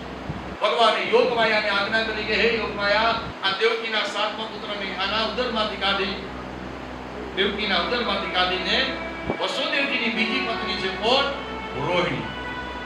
રોહિણીના ઉદરમાં મૂકો. અને એ જ પ્રમાણે યોગમાયા આજ્ઞા કરી અને દેવકીના 7મા ઉદરમાં, દેવકીના ઉદરમાં જે 7મો ગર્ભ હતો તેને ત્યાંથી લઈ રોહિણીના ઉદરમાં મૂકવામાં આવ્યો. સમય જતા જતા રોહિણીના ઉદરમાંથી 7મા પુત્રનો જન્મ થાય છે. તો રોહિણીના ઉદરમાંથી જે 7મા પુત્રનો જન્મ થયો એ દેવકીના પુત્ર તરીકે ઓળખાય છે. ધ્યાન રાખો. આજે આ વસ્તુ શક્ય બની ને આટલા વર્ષ સુધી આપણે બધીને આજથી 15 વર્ષ સુધી પહેલા 15 વર્ષ પહેલા બધું આપણે અશક્ય લાગતું હતું કે ભાઈ દેવકીનો ઉદરમાંથી ગર્ભ કાઢીને રોહિણીના ઉદરમાં કેમ મૂકાય? 15 વર્ષ પહેલા આપણે બધી આ વાત હવામાં રાખતી હતી. પણ આજે વિજ્ઞાની સાબિત કરી દીધું કે નહીં, એક સ્ત્રીના ઉદરમાંથી ગર્ભને લઈ બીજા સ્ત્રીના ઉદરમાં આપણે એ ગર્ભને પોષણ આપી શકીએ છીએ. તો આવી રીતે રોહિણીના ઉદરમાંથી 7મા પુત્ર તરીકે ભગવાન શેષ નારાયણ ભગવાનનું પ્રાગટ્ય થયું છે. જ્યારે શેષ નારાયણ ભગવાનનું પ્રાગટ્ય થયું ત્યારે આકાશમાંથી બધા દેવતાઓ પુષ્પની વૃષ્ટિ કરવા લાગ્યા. ભગવાનનો જય જયકાર કરવા લાગ્યા છે. બોલીએ શેષ નારાયણ ભગવાનની જય. આમ દેવકીનો 7મો પુત્ર એ રોહિણીના ઉદરમાંથી પ્રગટ થયો. બીજી બાજુ કંસ વિચારમાં પડી ગયો કે દેવકીને 7મો પુત્ર કેમ થયો? એટલે એના બધા મિત્રો કેવા લાગે કે મહારાજ, મને એવું લાગે છે કે ગર્ભમાં ને ગર્ભમાં એ બાળક મૃત્યુ પામ્યો છે. પણ મહારાજ હવે સાંભળો, હવે જે આ દેવકીનો જે સંતાન થવાનું છે એ તમારો કાળ છે ને દેવકીનો 8મો પુત્ર છે. એટલે હવે તમે કોઈ પણ જાતની ગલત ફહેમીમાં રહેજો નહીં. કારણ કે તમારો શત્રુ આ દેવકીના ઉદરમાં પ્રવેશ કરવાનો છે. એટલે કંસ કાલે કંસે તરત જ સૈનિકોને આજ્ઞા કરી કે જાઓ આ વસુદેવ અને દેવકીને 7 દરવાજાવાળા જેલખાનાની અંદર પૂરી દો. તેના હાથની અંદર બધી સાંકળો બાંધી દેવામાં આવી છે. 7 દરવાજાવાળા જેલખાનાની અંદર પૂરી દેવામાં આવ્યો. સમય વ્યક્ત થવા લાગ્યો. વસુદેવ દેવકીના ગૃહસ્થાશ્રમની અંદર 8મા પુત્ર તરીકે ભગવાન શ્રી હરિએ ભગવાન શ્રી હરિ દેવકીના જન્મનો પ્રવેશ કર્યો. જેમ જેમ દિવસો વીતવા લાગ્યા એમ એમ દેવકીનું તેજ પણ વધવા લાગ્યું. અને એ દેવકીના તેજને જોઈ કંસ પણ વિચારવા મળ્યું કે નક્કી આના ઉદરમાં મારા શત્રુ એવા વિષ્ણુએ પ્રવેશ કર્યો છે. પણ હવે આ કંસ આ બાળકના જન્મવાની વાત જોવા લાગ્યો. આમ સમય વ્યક્ત થવા લાગ્યો. જેમ જેમ દિવસો વીતવા લાગ્યા એમ દેવકીનું તેજ અતિશય પ્રકાશ થવા લાગ્યો. અંધારી ઓરડીમાં જાણે પ્રકાશ થાય એટલો તેજોમય પ્રકાશ થવા લાગ્યો. બીજી બાજુ દેવતાઓને બધાને માંગણી પડી છે. બધા જ દેવતાઓ ત્યાં કને આવી અને ભગવાન શ્રી હરિ જે માતા દેવકીના ઉદરમાં હતા ત્યારે ભગવાન ક્યાં છે? તો માતા દેવકીના ઉદરમાં છે. અને એ બધા દેવતાઓ ત્યાં આવી અને ભગવાનની સ્તુતિ ગાઈ છે. અને એ જે સ્તુતિ દેવતાઓએ ગાઈ એ સ્તુતિનું નામ છે ગર્ભ સ્તુતિ. કારણ કે અત્યારે ભગવાન શેના છે? તો ગર્ભમાં છે માતા. માતાના ગર્ભની અંદર ભગવાન હતા એટલે દેવતાઓ હતા. દેવતાઓ ભગવાનની ગર્ભ સ્તુતિ કરી છે. અને એ ગર્ભ સ્તુતિની અંદર બધા દેવતાઓ ભગવાનની સુંદર મજાની સ્તુતિ પ્રાર્થના કરવા લાગ્યા કે સત્યમ વ્રતમ સત્ય પરમ ત્રિસત્યમ સતશ્ચ યોનિ નિહતમ ચ સત્યે શ્રી કૃષ્ણ ગોવિંદ હરે મુરારી હે નાથ નારાયણ હરે મુરારી હે નાથ નારાયણ વાસુદેવા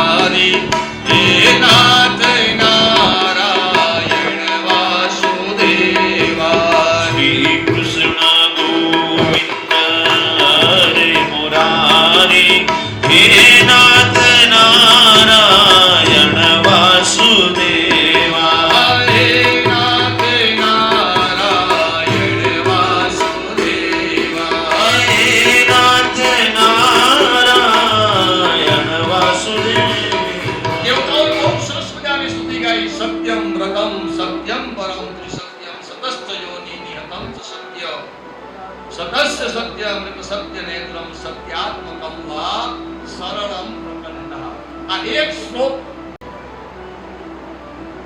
સુનામ સત્યનો ઉપયોગ કરવામાં આવ્યો. એક જ શ્લોકની અંદર બહુ વખત. તો અહીંયા કઈ શ્લોક દ્વારા સમજાવે છે કે ભગવાનની ઉત્પત્તિનો ક્રમ ક્યાં છે? તો કીધું કે જ્યાં સત્ય છે ને ત્યાં જ ભગવાનની ઉત્પત્તિનો ક્રમ છે. ભગવાન ક્યાં પ્રગટ થાય છે?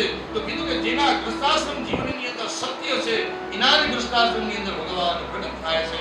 એટલે કીધું કે વસુદેવ એ કોણ હતા? તો કીધું કે વસુદેવ એ સત્યનું આચરણ કરનારા વ્યક્તિ હતા. વસુદેવ એ સત્યનું પ્રતીક છે. દેવકી એ સત્યનું પ્રતીક હતા. એટલા માટે ભગવાન શ્રી હરિ દેવકી હતા તે દેવકીના ઉદરમાં પ્રવેશ કર્યો. આમ દેવતાઓ હતા તે દેવતાઓએ ભગવાનની સ્તુતિ પ્રાર્થના કરી ત્યાંથી વિદાય લીધી. બીજી બાજુ હવે બધા જ દેવતાઓ હતા તે દેવતાઓ વિદાય લીધા પછી હવે કંસની પ્રજા હતી તે કંસની પ્રજા પણ કંસની ત્રાહીમાં પુકારવા લાગી છે. હવે તો કંસની પ્રજા પણ ભગવાનને પ્રાર્થના કરે, હે પરમાત્મા આપ અમારા ઉપર દયા કરો, હે ભગવાન અમારા ઉપર કૃપા કરો, હે પરમાત્મા હવે તમે આ પૃથ્વી પર આવો, ભગવાન તમે પૃથ્વી પર આવો. આમ સમય જવા લાગ્યો છે. અષાઢ મહિનો આવે ને એ અષાઢ મહિનાની અંદર ધોધમાર વરસાદ વરસવા લાગ્યો છે. અને અષાઢ મહિનાની પૂર્ણાહુતિ જેવી થાય એ સમય ભગવાનના ભક્તજનો પણ પરમાત્માની સ્તુતિ પ્રાર્થના કરવા લાગ્યા કે ભગવાનની સ્તુતિ પ્રાર્થના કરતા કહે છે કે અષાઢ ઉતારમ મેઘમલારમ બંદી મહારમ જલનારમ નાગુડકારમ ગયુરપુકારમ ગરિકાકારમ વિસ્તારમ રાધે સુમારમ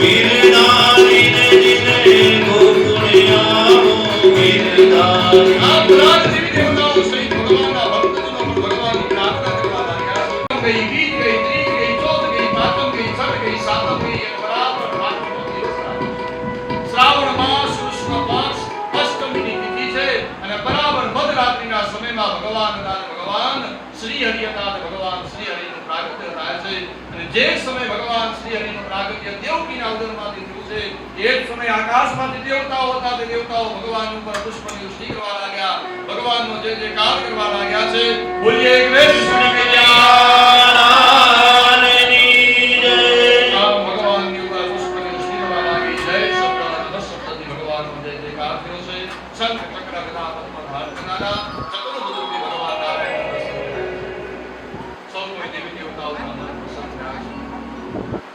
વસુદેવ દેવકીએ બે હાથ કરી ભગવાનના ચરણમાં વંદન કર્યા અને માતા દેવકીએ પ્રાર્થના કરી તો ભગવાન તરત જ ચતુર્ભુજમાંથી પાછા નાના બાળક ભગવાન નાનકડા બાળકનું સ્વરૂપ ધારણ કર્યું અને એ સમયે ભગવાને કહ્યું હતું કે હે વસુદેવ સાંભળો હમણાં તમે મને ગોકુળમાં મૂકી આવો અને ત્યાં જશોદાએ એક કન્યાને જન્મ આપ્યો છે તેને તમે અહીંયા આમ કહી ભગવાને પોતાની માયા સ્વરૂપ કર્યું છે ભગવાન નાનકડા બાળકનો ધારણ કર્યો જશોદાના ખોળાની અંદર ભગવાન શ્રી કૃષ્ણ રમવા લાગ્યા છે એ સમયે જશોદાની આંખમાં ગર્ભ છે પોતાના પતિ એવા વસુદેવને કહે છે કે હે પતિદેવ જોતા ખરા કેટલી અભાગની માં આઠ દીકરાની જનેતા છું માં દીકરાની માં પણ એક પુત્રનો આનંદ મને મળ્યો અને એક પુત્રનો આનંદ વસુદેવે સમજાવ્યું દેવી દુઃખી ન થાવ મને આ પુત્ર આપો આમ કહી ભગવાને વસુદેવજી પોતાના હાથમાં લીધા